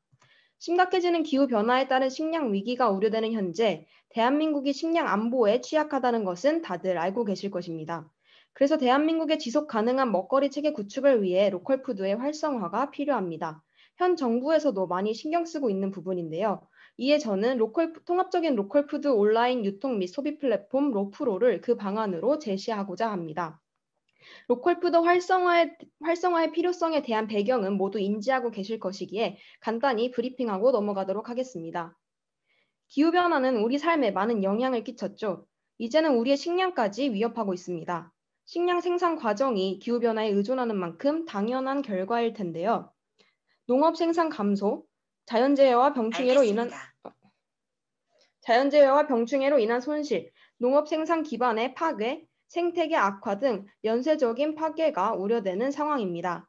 그리고 기후변화에 따른 식량 생산의 어려움은 식량을 스스로 생산하는 역량이 부족하거나 세계 식량 체계에 크게 의존하는 국가들에게는 더욱 위협적인 식량 위기로 닥칠 수밖에 없습니다. 세계 식량 체계는 우리가 더 값싼 가격에 다양한 식량을 소비할 수 있도록 했지만 소수 국가에 의한 곡물 생산 집중화의 심화와 소수의 다국적 기업이 유통시장을 지배하는 구조 때문입니다. 때문에 자국민에게 충분한 양과 양질의 식량을 필요한 시기와 장소에 공급할 수 있는 상태, 즉 식량 안보는 중요합니다. 농림축산식품부에서도 2015년 자료를 발표하셨듯 대한민국은 식량 안보 지수가 상당히 낮고 곡물 및 식량 자급률이 절반도 되지 않는다는 문제점을 잘 알고 계실 것입니다. 세계 식량 체계를 통해 해외의 값싼 농수산물에 의존하다 보니 자연스럽게 국내 식량 생산이 뒤처지게 된 결과입니다. 그래서 저희 로프로는 기후변화에 대한 대응 및 적응 전략이자 대한민국의 식량 안보 개선의 방법으로 로컬푸드를 주목하였습니다. 여기서 잠시 로컬푸드의 개념을 짚어보면 지역 농산물의 생산, 가공, 유통, 소비의 전 단계에 걸쳐 해당 영역별 주체와의 직접 혹은 제한적 간접 만남을 통해 이루어지는 모든 활동을 지칭하는 것으로 이해할 수 있겠습니다. 식품 안전 확보, 푸드 마일리지 감소를 통한 지속 가능한 환경에의 기여, 지역사회 활성화라는 이점들은 로컬푸드의 의의를 잘 설명해 줍니다. 여기에 더해서 기후변화로 인한 식량 위기의 가능성과 취약한 대한민국의 식량 안보를 개선할 방법으로서 로컬푸드를 주목하며 로컬푸드 활성화의 중요성을 한층 강화하고자 합니다. 그렇다면 현재 국내 로컬푸드는 어떠한 상황일까요? 직매장 수는 2013년 32개에서 2019년 말 기준 496개로 크게 늘었으며 상당수가 농협에 종속되어 있습니다. 경기도 의회에서 조사한 로컬푸드 소비자 만족도 조사에서는 답변한다는 답변이 90% 이상 나왔습니다. 물론 불만도 일부 있었는데요. 해당 표를 보시면 이 표에 나온 불만 요소들을 바탕으로 로컬푸드의 보완이 필요한 지점을 파악해 보실 수 있을 것입니다. 그중 제품의 수량 부족, 집에서 먼 거리, 주차 공간과 같은 항목들은 현존하는 로컬푸드 쇼핑 사이트를 통해서도 충분히 해결이 가능할 것입니다. 사진과 같이 로컬푸드를 판매하는 네이버 스마트 스토어나 개별 사이트가 많이 구축되어 있는 상황이고 소비자들의 평도 좋습니다. 즉, 온라인 유통, 소비 체계의 실현 가능성은 이미 입증된 것이라고 할 수 있겠습니다. 그러나 저희 로프로는 이것만으로는 조금 부족하다고 생각했습니다. 먼저 각 온라인 사이트마다 판매하는 로컬푸드가 다르고 종류가 제한되어 있기 때문에 제품의 다양성을 확보하는 것이 어렵습니다. 또 웹사이트만을 통해서 구매하는 것은 현재의 소비 트렌드를 충분히 반영하지 못하고 있으며 로컬푸드의 큰 매력을 느끼지 못하는 소비자들에게는 적절한 유인 수단이 부족하다고 생각했습니다. 한편 로컬푸드의 활성화를 위해서는 다음과 같은 지점들도 눈여겨보아야 할 것입니다. 먼저 배송 시스템에 대해 60% 이상의 사람들이 긍정적인 반응을 보였습니다.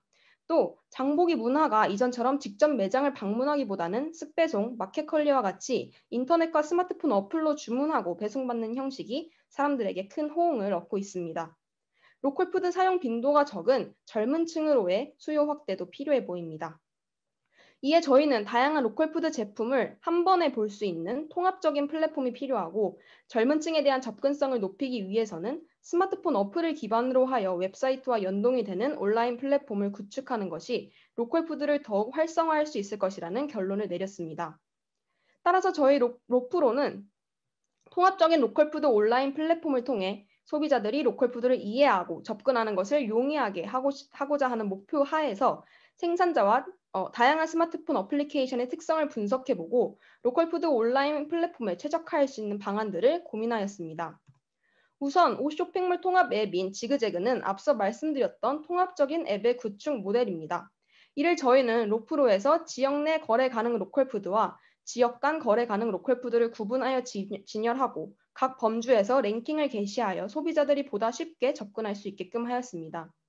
또 화장품 성분 분석 및 리뷰 앱인 화에는 로컬푸드에 대한 정보를 제공하는 것의 모델입니다. 로컬푸드 인증과 저농약, 무농약 등의 항목을 일괄적인 기준으로 표기하여 소비자들의 신뢰도를 높이고 실구매자들의 리뷰를 통해 로컬푸드에 대한 사람들의 소통 창구를 확보할 것입니다.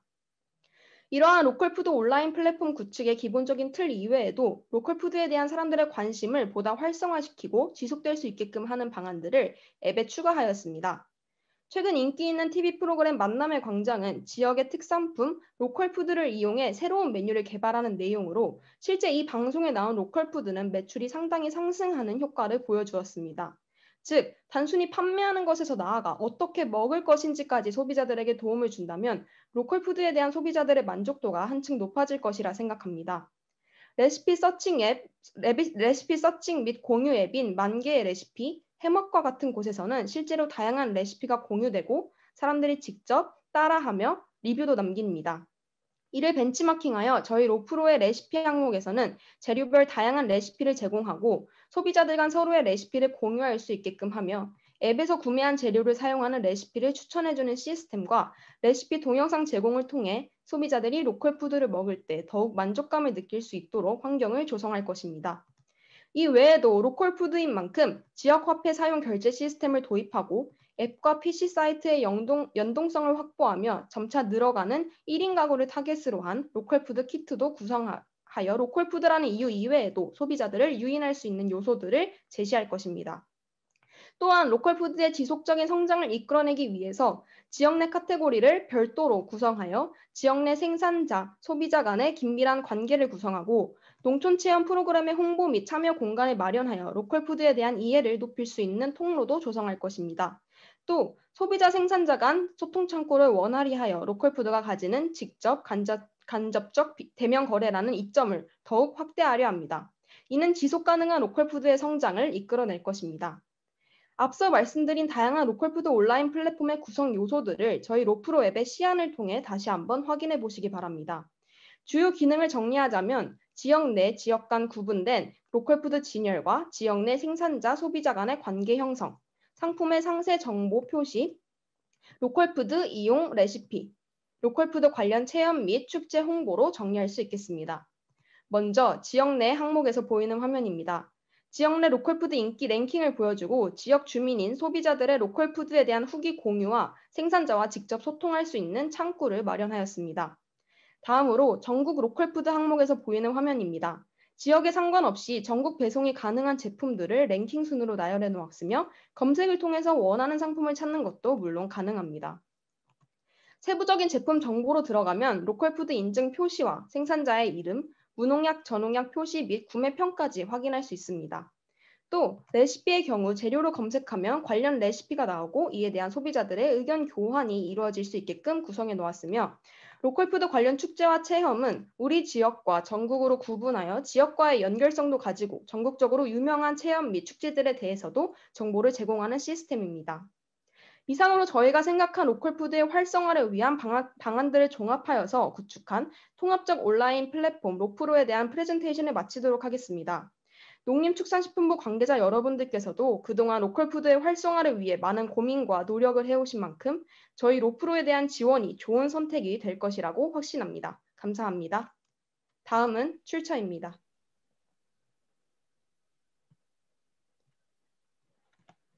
네, 발표 잘 들었습니다. 이 김다인 학생의 프로젝트에 대해서 다른 학생들 질문 있나요?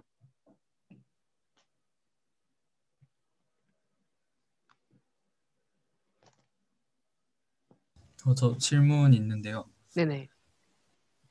그 로컬 푸드의 의미가 지역 내 농산물을 이용하는 건데 앞서 지역 간 농산물 거래 뭐 그런 말이 있었던 것 같아요. 그것을 넣은 이유가 무엇인지 궁금해서 질문 드리고자 합니다. 네, 사실, 네, 맞습니다. 로컬푸드의 정의를 검색해 보면은 그 거리가 50km 정도이다라고 나와 있는데, 현재 이제 농림축산식품부에서 진행하고 있는 이런 로컬푸드 활성화 방안은 조금 더 거점을 마련해서 좀 더 국내에서 조금 더 음식들을 소비하자, 식량을 소비하자라는 그런 것에 초점이 맞추어져 있기 때문에 지역 간 거래가 가능한 상품들에 대해서도 방안을 마련해 놓은 것입니다. 네, 감사합니다. 네, 다른 또 질문 있나요?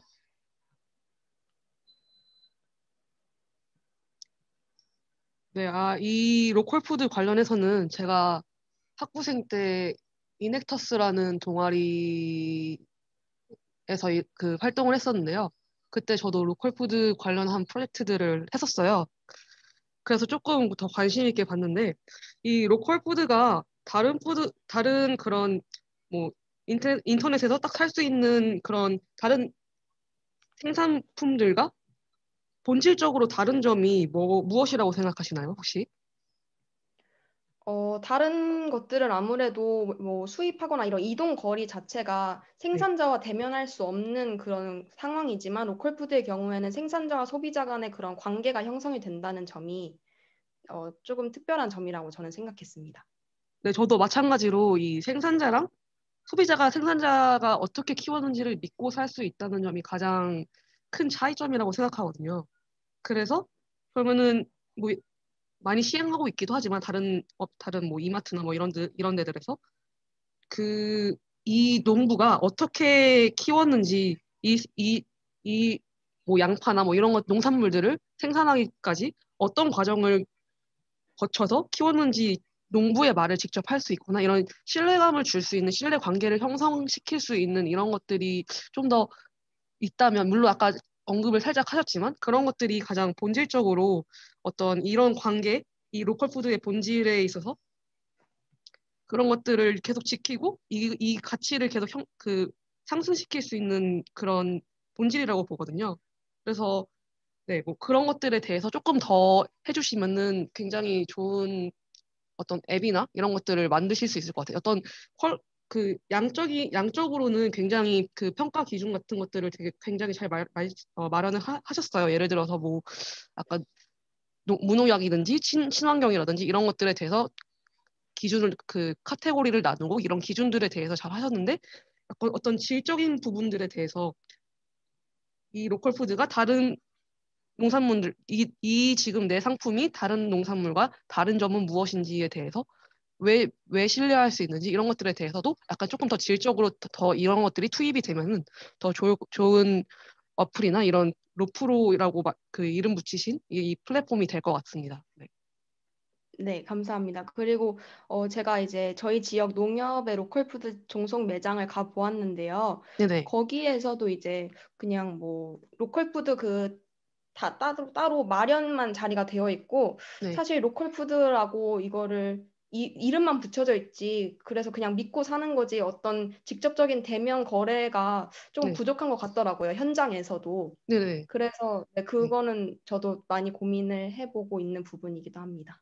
네, 최근에 그래서 뭐 한살림이나 어떤 그런 로컬푸드 전문 업체들에 대해서도 소비자들이 그런 그런 업체들이 당연히 로컬푸드를 가져왔고 믿을 수 있는 농산물들을 가져왔기 때문에 믿고 사겠다고 하겠지만 사실 뭐 그거를 검증할 수 있는 방법이 있었던 것 같진 않거든요. 제가 뭐 이거는 제가 뭐 그 기업에 대해서 반대할 수 있는 그런 거기 때문에 말씀을 자세히는 못 드리겠지만 그런 부분들도 있기 때문에 어떻게 투명하게 정말 이 로컬 푸드를 그냥 다른 푸드들과 다르게 그냥 마트에서 딱 살 수 있는 마트에서 로컬 푸드라고 이름만 붙여져서 이거 그냥 다른 식품들과 마찬가지로 그냥 살 수 있는 그런 거에서 끝나는 게 아니라 정말 그 과정들을 투명하게 믿고 살 수 있는 그런 것들이 이제 바탕이 되어야지 조금 다른 가치를 가질 수 있을 것 같아요. 네, 감사합니다. 조언 감사합니다. 네, 알겠습니다. 감사합니다. 다음 학생의 프로젝트로 넘어가 볼게요. 황수린 학생 프로젝트입니다.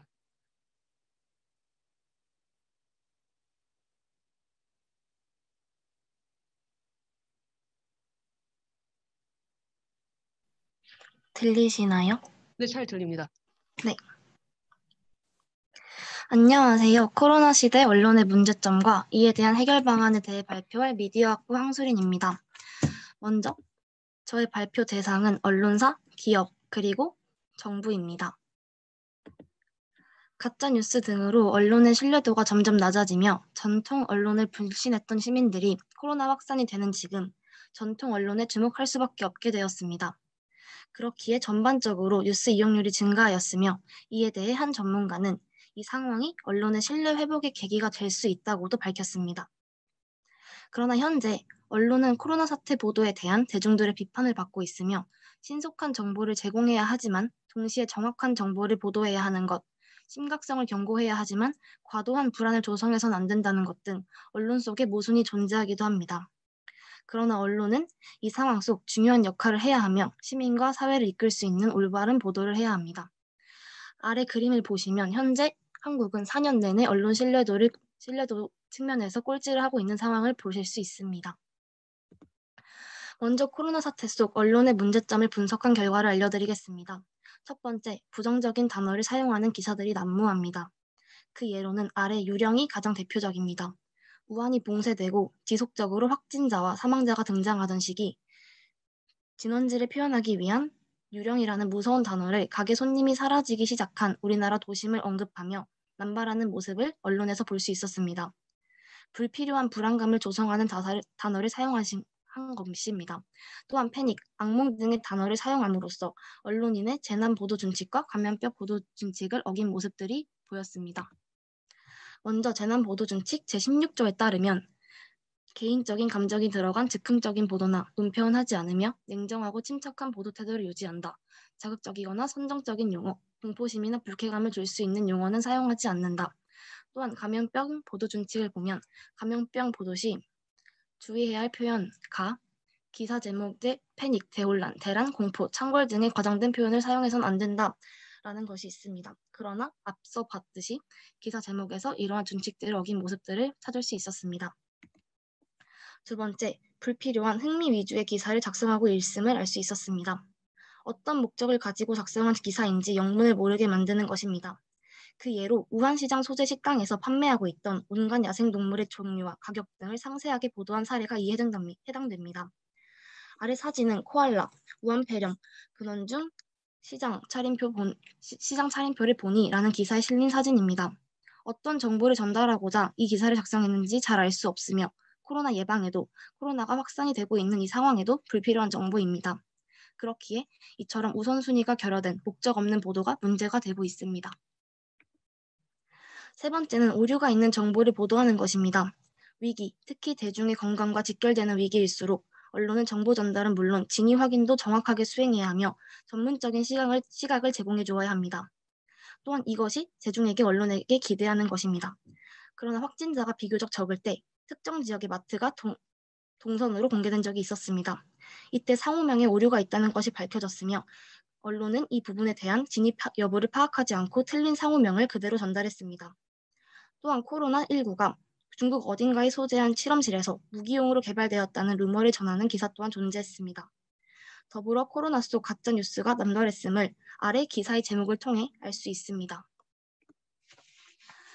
이러한 언론의 태도는 재난보도준칙 제13조 모든 정보는 출처를 공개하고 실명으로 보도하는 것을 원칙으로 한다. 확인되지 않거나 불확실한 정보는 보도를 자제함으로써 유언비어의 발생이나 확산을 막아야 한다.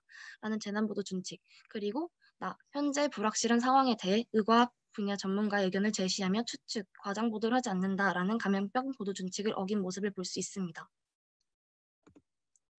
마지막으로는 언론의 프레임 문제입니다. 언론은 정파성을 지니고 있을 수밖에 없습니다. 그렇기에 각 언론사가 현 상황을 바라보는 시각이 그리고 주제가 다를 수 있습니다. 실제로 대척점이 되고 있는 두 언론사는 너무나도 다른 주제로 기사를 작성했으며 그중 한 언론사는 코로나 위기가 남북 협력의 기회가 될 수 있다는 주장의 제목을 작성하기도 했습니다. 이는 언론의 정파성을 극단히 보여주는 사례입니다. 더불어 코로나 시대 언론의 프레임을 분석한 결과 코로나로 인한 변화 단순 전달 프레임은 46.2%, 질병 확산 및 현황 프레임은 25.9%, 시민 공중 지식 함양 가능한 전문 과학 정보 및 보건 예방 프레임은 3.8%를 차지했습니다. 이를 통해 우리는 언론이 시민들이 필요로 하는 기사는 단 3.8%의 매우 미미한 수준으로 작성하고 있음을 확인할 수 있습니다. 시민들은 언론에게 정보의 불확실성과 허위 정보 속에서 참조할 수 있는 정확한 정보, 지식을 기대합니다. 그렇기에 시민들은 편향된 단편적인 정보가 아닌 심층 분석을 거친 종합적 정보를 원하고 언론사는 이를 만족시켜야 합니다. 그렇기에 언론은 시민들의 니즈를 파악하고 이러한 문제점을 해결하고자 노력해야 합니다. 먼저 이에 대한 해결 방안으로 언론사 자체가 할 수 있는 것들을 생각해 보았습니다. 첫째, 보도 준칙을 지키는 것입니다. 언론인 자신이 만든 준칙이기에 이 준칙을 지키는 것은 어쩌면 당연한 일입니다.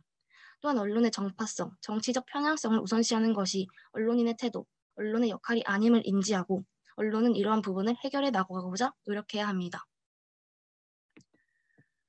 두 번째는 진위 여부를 검증하는 것입니다. 속보를 위한 경쟁, 기사 조회수를 위한 경쟁이 아닌 누가 더 올바르고 정확한 시민에게 도움이 되는 언론 보도를 하는지가 관건이 되어야 합니다. 그러기 위해서는 언론인의 의식 또한 바뀌어야 하며 진위 여부의 검증은 꼭 필요한 것입니다. 진위 여부를 통해서 시민들에게 혼란을 주지 않도록 언론사는 노력해야 합니다.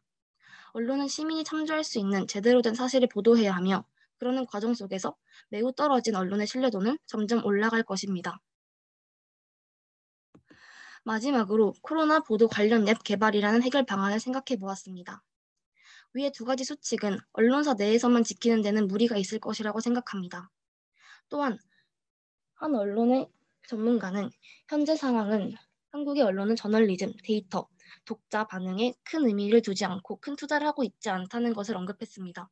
그렇기 때문에 코로나 시국에 언론의 보도를 검수하는 앱을 만드는 것을 통해 언론의 신뢰도 확보에 기여하고자 합니다. 먼저 코로나에만 한정되어 있는 이 앱이 경제적으로 손실이 되지 않을까 하는 걱정은 현재 코로나 확진자 추이를 보면 해결될 것이라고 생각합니다. 현재 확진자는 급진적으로 증가하고 있으며 코로나 사태는 생각보다 오래 갈 것이라고 전망되고 있습니다. 그렇기 때문에 코로나와 언론의 보도를 검수하는 앱의 지속성은 오랜 기간일 것이라고 생각되며 이후에는 코로나가 아닌 다른 분야의 주제를 검수하는 방향으로 바뀌어도 앱을 개발한 기업에는 경제적인 피해가 가지 않을 것이라고 생각했습니다. 옆에 프로토타입을 보신다면 알 수 있듯이 기사를 언론사별로 분류하는 것이 아닌 주제별로 분류를 할 것입니다. 이를 통해 언론사는 자신이 작성한 기사를 카테고라이즈된 주제에 게시하게 될 것입니다. 앱은 이 관련 분야에 전문화된 시민, 전직 기자, 언론인을 고용함으로써 기사의 팩트체킹에 그치는 것이 아닌 언론사가 게시한 기사를 보도 준칙, 윤리에 맞추어 팩트체킹과 함께 검토하도록 합니다. 이때 기자나 언론인은 현재 언론사에서 일을 하고 있지 아니해야 하며 시민들도 다양한 견해를 지니고 있을 수 있기 때문에 소수의 시민이 아닌 여러 명의 시민을 필요로 합니다. 위키피디아, 팩트체킹 웹을 볼 때 시민들의 참여가 높기 때문에 이러한 전문가들의 모집은 가능할 것으로 보입니다. 검수한 후에도 다시 언론사 측에 검수한 기사를 보급하여 언론사 자체에서 다시 한번 검수를 한 후 기사를 게시할 수 있도록 합니다. 이때 시민들, 기자, 언론인 등 검수에 도움을 주는 사람들에게 임금을 주는 부분에 대해 고민을 해보았는데요. 현재 코로나 사태로 인해 국가 재정이 어려움을 겪는 상황이라 임금을 많이 주는 것은 불가능하다고 판단했습니다. 그렇기에 소정의 금액을 언론사나 정부를 통해 주거나 위키피디아와 같이 무료로 시민들이 자신의 지식을 나누는 앱을 만들어도 된다고 생각하였습니다. 이 앱을 사용하는 언론사에 정부가 인센티브를 지급하는 방향으로 이루어진다면 이 앱은 활발하게 이용될 것이며 언론의 신뢰성 확보뿐만 아니라 이 상황 속 시민들의 안전 및 안정에도 도움이 될 것이라고 생각하였습니다. 또한 앱을 사용한 언론사의 신뢰도, 기사 구독수가 더 많아진다면 더 많은 언론사의 참여가 이루어질 것이라고 예상했습니다. 기업이 이 앱을 개발하고 언론사는 이 앱을 활용하는 것이 저의 최종적 목표입니다. 또한 이 앱의 사용을 활성화시키기 위해서는 그에 대한 정부의 지원도 필요할 것입니다. 언론사 또한 번거로울 수는 있지만 기사 게시 이전 시민들의 반응을 확인할 수 있게 되어 한 번 더 검토할 수 있는 장점을 가질 수 있습니다. 언론은 정부에게도 시민들에게도 중요한 필수 요소이기 때문에 정부의 지원은 꼭 필요할 것이라고 생각됩니다. 저의 발표를 들어주셔서 감사합니다. 네, 발표 잘 들었습니다. 혹시 이 황수민 학생 프로젝트에 대해서 질문 있나요? 제가 질문 있는데요. 네네. 제가 잘 파악을 못한 건지 이 발표가 환경하고 어떤 관계가 있는지 전혀 감이 안 잡혀서 질문 드립니다. 코로나 언론 보도하고 이것저것 잘 말씀해 주셨는데 이것이 환경적으로 어떤 새로운 아이디어를 제시하고 창의성을 갖추고 프로젝트를 어떻게 진행해 나갈 것인지에 대한 내용은 전혀 없었던 것 같거든요. 그래서 이 부분에 대해서 혹시 추가 설명을 해 주실 것인지 아니면 네, 답변을 들어보고 싶습니다. 네, 처음에는 환경과 전염병이라는 주제로 제가 중간 발표를 진행했는데요. 그래서 그때 피드백을 검토한 결과 전염병을 하나로 특정하는 것이 좋을 것이라 생각을 했습니다. 또한 코로나 자체가 야생동물로 인해서 전파된 것이기 때문에 환경과 관련이 있다고 생각하여서 저는 이러한 발표를 진행하였고 했습니다. 그래서 환경 자체랑은 관련이 없다고 생각하실 수 있지만 저는 그 코로나 자체의 원인이 환경이라고 생각을 하여서 이 발표를 진행한 것 같습니다. 아, 네. 이해됐습니다. 감사합니다. 네. 다른 질문 있나요? 네, 저도 말씀을 드리자면 일단 그 뭐 분석 방법이나 저널리즘에 대해 다룬 거나 이런 부분들에 대해서는 굉장히 흥미로웠는데 이제 약간 코로나에 좀 너무 주제가 너무 집중되어 있지 않았나라는 생각이 조금 들긴 하거든요. 그래서 최종 보고서는 조금이라도 좀 코로나로 인해서 어떤 환경 문제들이 있었고 이것에 대해서 어떻게 언론들이 어떤 태도를 가지고 있었는지를 조금 추가해 주시는 게 더 좋을 것 같아요. 그러니까 저희 조언입니다. 이건 약간. 네, 참고하겠습니다. 네, 감사합니다. 네, 감사합니다. 다음 발표는 이제 김호진 학생의 발표인데요. 준비되셨나요? 잘 들리시나요? 네, 잘 들립니다. 시작하시면 됩니다. 안녕하십니까? 저는 오늘 발표를 할 김호진입니다. 제가 오늘 설명드릴 제품은 업사이클링 브릭입니다. 제 설명 대상은 건축 기업 혹은 개발도상국이나 낙후 지역에 건물을 짓는 후원업체, 예를 들면 유니세프 등의 관계자들입니다. 발표 순서는 첫 번째로 발표에 대한 설명, 두 번째는 제품의 아이디어, 세 번째는 제품의 기술 설명, 네 번째로 제품의 이점, 그 다음엔 제품의 단점과 해결 방안, 마지막으로 제품의 사용 방안에 대해서 말씀드리겠습니다. 예전이나 현재나 미래나 언제나 건설은 활발히 일어났습니다. 이러한 건설에서 주축이 되는 건설 자재가 바로 벽돌입니다. 벽돌은 아주 예전 이집트 시대나 로마 시대부터 사용이 되었습니다. 예를 들면 이집트의 피라미드나 고대 로마의 콜로세움 등 벽돌로 지은 건물의 예시로 들 수 있습니다. 그런데 이러한 벽돌을 환경 친화적 제품이라고 생각하시는 분들이 많습니다. 그러나 벽돌은 절대 환경 친화적인 제품이 아닙니다. 벽돌엔 크게 두 가지가 있는데요. 시멘트를 사용한 시멘트 벽돌과 흙을 사용하여 만드는 흙 벽돌이 있습니다. 일단 시멘트 벽돌의 경우 산업 폐기물을 이용하여 만듭니다. 따라서 시멘트는 기존보다 높은 납, 크롬, 아연, 니켈 같은 중금속과 폐기물에서 오는 다수의 환경 오염 및 인간의 건강에 피해를 줄 수 있고 콘크리트로 굳어진 후에는 후처리 문제가 환경에 영향을 줍니다. 이러한 시멘트 벽돌 환경에 미치는 영향에 대해서는 많이들 알고 계셨을 것입니다. 그러나 벽돌이 환경 오염을 끼치는 것은 시멘트 벽돌뿐만이 아닙니다. 흙 벽돌 또한 환경을 오염시키는 것은 마찬가지입니다. 흙 벽돌은 환경 친화적이라고 생각하시는 분들이 많습니다. 물론 흙 벽돌의 원료 자체는 순수한 흙으로 만드는 경우도 있습니다. 그러나 흙 벽돌은 생산하는 과정에서 가마 공정을 거칩니다. 이 가마 공정에서 발생하는 이산화탄소량은 매우 많습니다. 가마에서 발생하는 이산화탄소 순 배출량은 국내에서만 약 3만 톤으로 추정이 되고요. 또한 흙벽돌을 만드는 과정에서도 주 원료인 흙을 채취하는 과정에서 단기간 내에 한 지역의 흙을 채취하여 환경 생태계에 영향을 주는 경우도 있습니다. 저는 이런 문제를 해결하기 위하여 플라스틱과 모래를 합친 것과 종이를 이용한 업사이클링 브릭을 생각했습니다.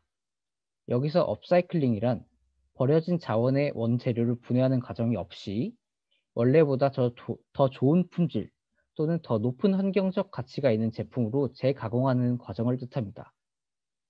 제가 생각한 업사이클링 브릭은 폐기물들을 사용하여 하나의 새로운 벽돌을 만드는 것입니다. 저는 이러한 업사이클링 브릭의 기술을 우리나라의 친환경적인 과거 건축 기술에서 착안했습니다. 초가집에서 황토에 지푸라기를 섞어서 벽돌의 신축작용을 높이고 흡착력을 크게 하며 습도를 보존하여 건물의 강도를 높인 것과 벽돌을 쌓을 때 찹쌀풀에 소량의 돌가루 등을 섞어서 미세 구조물을 만들어 공업용 접착제가 없이도 강한 건물을 지을 수 있도록 만드는 것이 아이디어의 원천이었습니다. 업사이클링 브릭의 기술은 크게 두 가지입니다. 플라스틱과 모래를 합친 기술과 종이로 사용하는 기술이 있는데요. 대체적으로 공정 기술은 같습니다. 플라스틱의 경우 폐플라스틱 20에서 30% 정도와 폐모래, 먼지를 섞어서 브릭을 만들 수 있습니다. 플라스틱을 잘게 잘라서 모래와 함께 뜨거운 물을 이용하여 강한 압력을 주어 누르는 방식입니다. 또한 종이 브릭은 종이를 잘게 자른 후 물에 녹여서 뭉친 뒤 모양을 잡고 압력과 열을 가하여 단단하게 뭉치는 형식의 기술로 생산합니다. 이번에는 업사이클링 브릭의 이점에 대해서 설명하겠습니다. 첫 번째로 업사이클링 브릭은 친환경적입니다. 일반 흙 벽돌에 비해서 흙 벽돌을 굽는 과정에서 가마 공정을 거치지 않아서 이산화탄소의 발생량을 줄이고 흙을 채취할 때의 환경 파괴가 없습니다.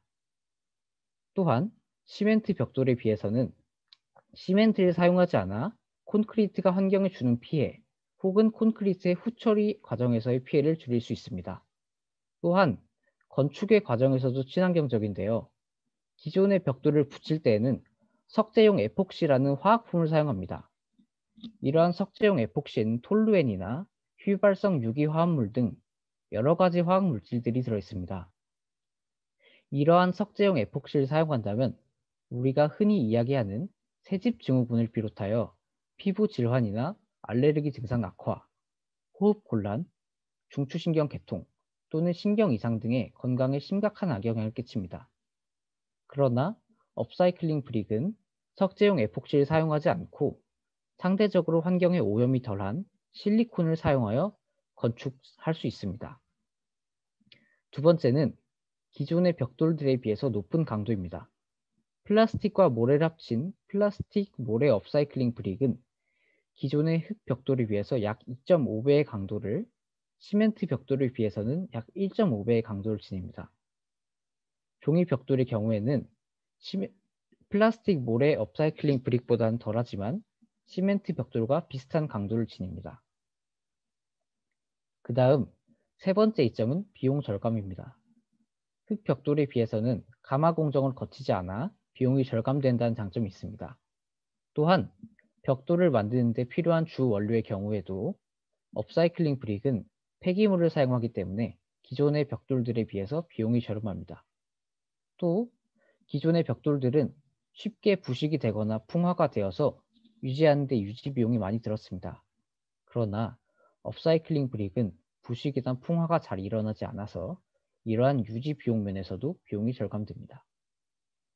또한 기존의 벽돌들보다 단열과 방음, 습기 조절 면에서도 뛰어난 모습을 보여줍니다.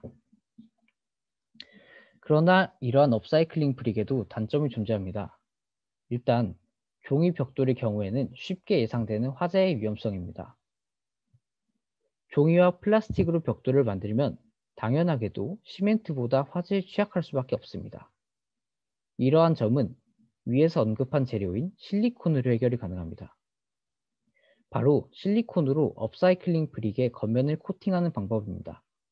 실리콘은 내열성이 높아 최대 350도 열까지 버티며 내구성도 높아 반영구적인 업사이클링 브릭과 매우 잘 맞는다는 것을 알 수 있습니다. 또한 실리콘을 사용하여 업사이클링 브릭이 화재 및 열에 의한 변성을 막아줄 수 있습니다. 다른 단점으로는 폐지나 플라스틱의 수급 단계에서의 어려움입니다. 가치가 높고 강도가 뛰어난 벽돌을 만들기 위해서는 순수한 종이나 플라스틱이 필요합니다. 그러나 항상 순수한 종이나 플라스틱만을 수급하는 것은 쉽지 않은 일입니다. 이에 대한 해결책으로는 종이와 플라스틱 수급은 낙후 지역이나 쓰레기장 주변에서 쓰레기장을 사용하는 것과 컨테이너형 이동식 압축기의 사용으로 해결할 수 있습니다. 또한 분별의 과정에서는 종이는 분별할 필요가 없이 모든 종류의 종이가 사용이 가능하고 플라스틱의 경우에는 폴리스틸렌을 제외한 경우가 모두 사용이 가능합니다. 세척 또한 공정 과정에서 물을 이용한 공정이 있기 때문에 별도의 세척 과정을 따로 거칠 필요가 없습니다. 그렇다면 남은 점은 플라스틱에서 폴리스틸렌을 선별하는 방법인데요. 폴리스틸렌을 선별하는 방법은 크로스 플로테이션 공법을 이용합니다. 이 방법에 대해서 간단하게 설명하자면 플라스틱류를 용매에 담그면 ABS류는 친수성이 되고 PS류는 소수성이 됩니다. 따라서 소수성인 PS 입자는 용매 위로 떠오르게 되어서 쉽게 분리가 가능합니다. 다른 문제점으로는 세 번째, 벽돌의 사용처에 한계점이 있습니다.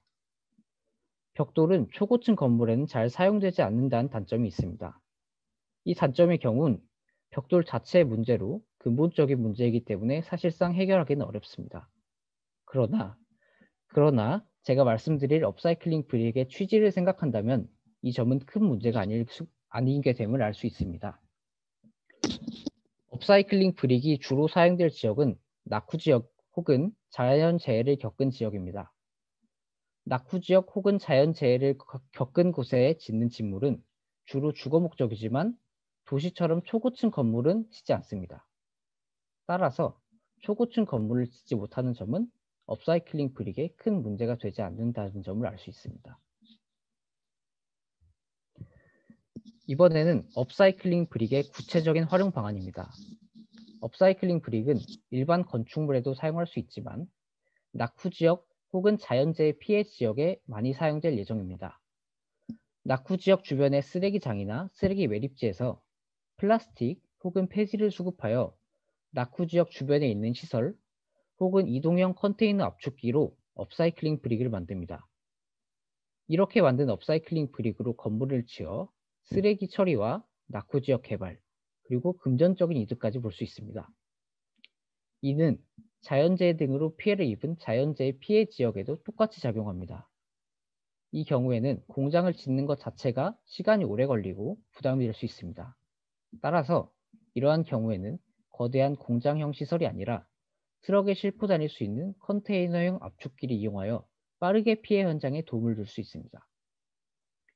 또한 업사이클링 브릭의 다른 활용 방안으로는 손상이나 파손으로 인해서 자주 교체해 주거나 정기적으로 교체해야 하는 벽돌에 쓰일 수 있습니다.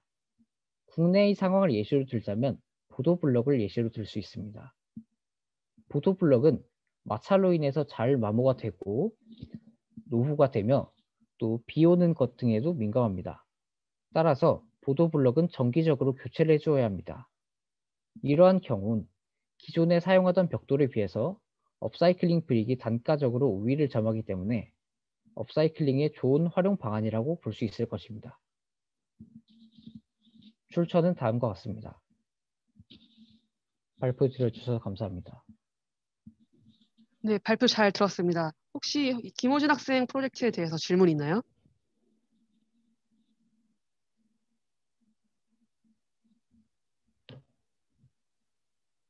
질문 없나요?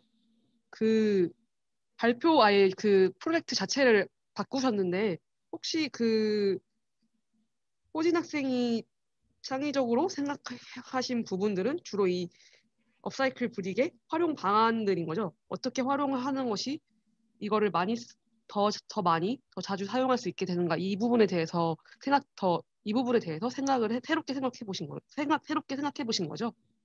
네, 제가 이 프로젝트를 바꾼 이유도 그거랑 좀 비슷한데 네네네. 기존의 경우에는 자연 쪽에만 좀 신경을 쓰고 네. 자연을 환경 보호함으로써 이어지는 인간에 대해서 이득은 좀 적다고 느껴져서 네. 자연도 보호하면서 인간에 대한 이득도 같이 줄 수 있는 쪽에서 활용 방안을 생각했고 네. 제가 프로젝트에서 생각한 점은 기술 개발 쪽보다는 단점 보완할 수 있는 부분이나 사용 방안에 대해서 주로 생각했습니다. 네, 알겠습니다. 그러면은 더 질문 없으면 마지막 발표자죠. 이병관 학생이 발표하도록 할게요. 이제 오늘 수업을 마지막으로 저희 이번 이 자연과 인간생활 수업은 끝이거든요. 그래서 보시면 연구 프로젝트가 이제 제가 좀 당부드리고 싶은 거는 지금 연구 프로젝트들에 대해서 이 수업에 대해서는 끝을 냈지만 여러분들이 이제 이것을 좀 더 발전시켜서 조금 더 행동해 보셨으면 좋겠어요. 예를 들어서 어떤 소규모 자본이 필요한 창업 아이템 같은 경우는 그 정부에서 청년 창업 프로젝트 같은 것들이 청년 창업들을 지원해주는 그런 프로그램들이 많거든요. 그래서 이미 제안서를 쓰신 게 있고 이미 발표 자료도 다 있고 어떤 기존 문헌이나 자료들을 다 수집을 해놓으셨잖아요. 그래서 조금 행동해 보시기를 바라고요. 그래서 이게 끝이 아니라 조금 더 계속해서 발전시켜서 나갈 수 있는 경우, 혹은 어떤 논문으로 발전시킬 수 있는 아이템들도 꽤 많았어요. 그래서 지금 이미 다 기존 자료들 조사하신 것들도 있고, 이런 것들을 어떤 저널에, 한국 저널이더라도 어떤 논문으로서 발표할 수 있는 그런 프로젝트들도 있었고요. 그래서 아니면은 내가 기업에 잡을 잡을 때 내가 이런 프로젝트를 했었다, 이 기업에 맞춤형 프로젝트를 했었다, 이런 식으로 어떤 어필할 수 있는 프로젝트들도 많았었기 때문에 이런 것들을 이제 여기서 그치는 게 아니라 이제 더 이상 들여다보지 않는 것이 아니라 좀 더 행동할 수 있는 여러분이 됐으면 좋겠고요. 한 학기 동안 고생 많으셨고요. 수고하셨습니다. 그리고 연말 연시 따뜻하고 안전한 연말 연시 보내시길 바랄게요. 수업은 여기까지입니다. 혹시 질문 있으시면 질문해 주시면 되고요. 아니면 나가주셔도 좋습니다. 수고하셨습니다.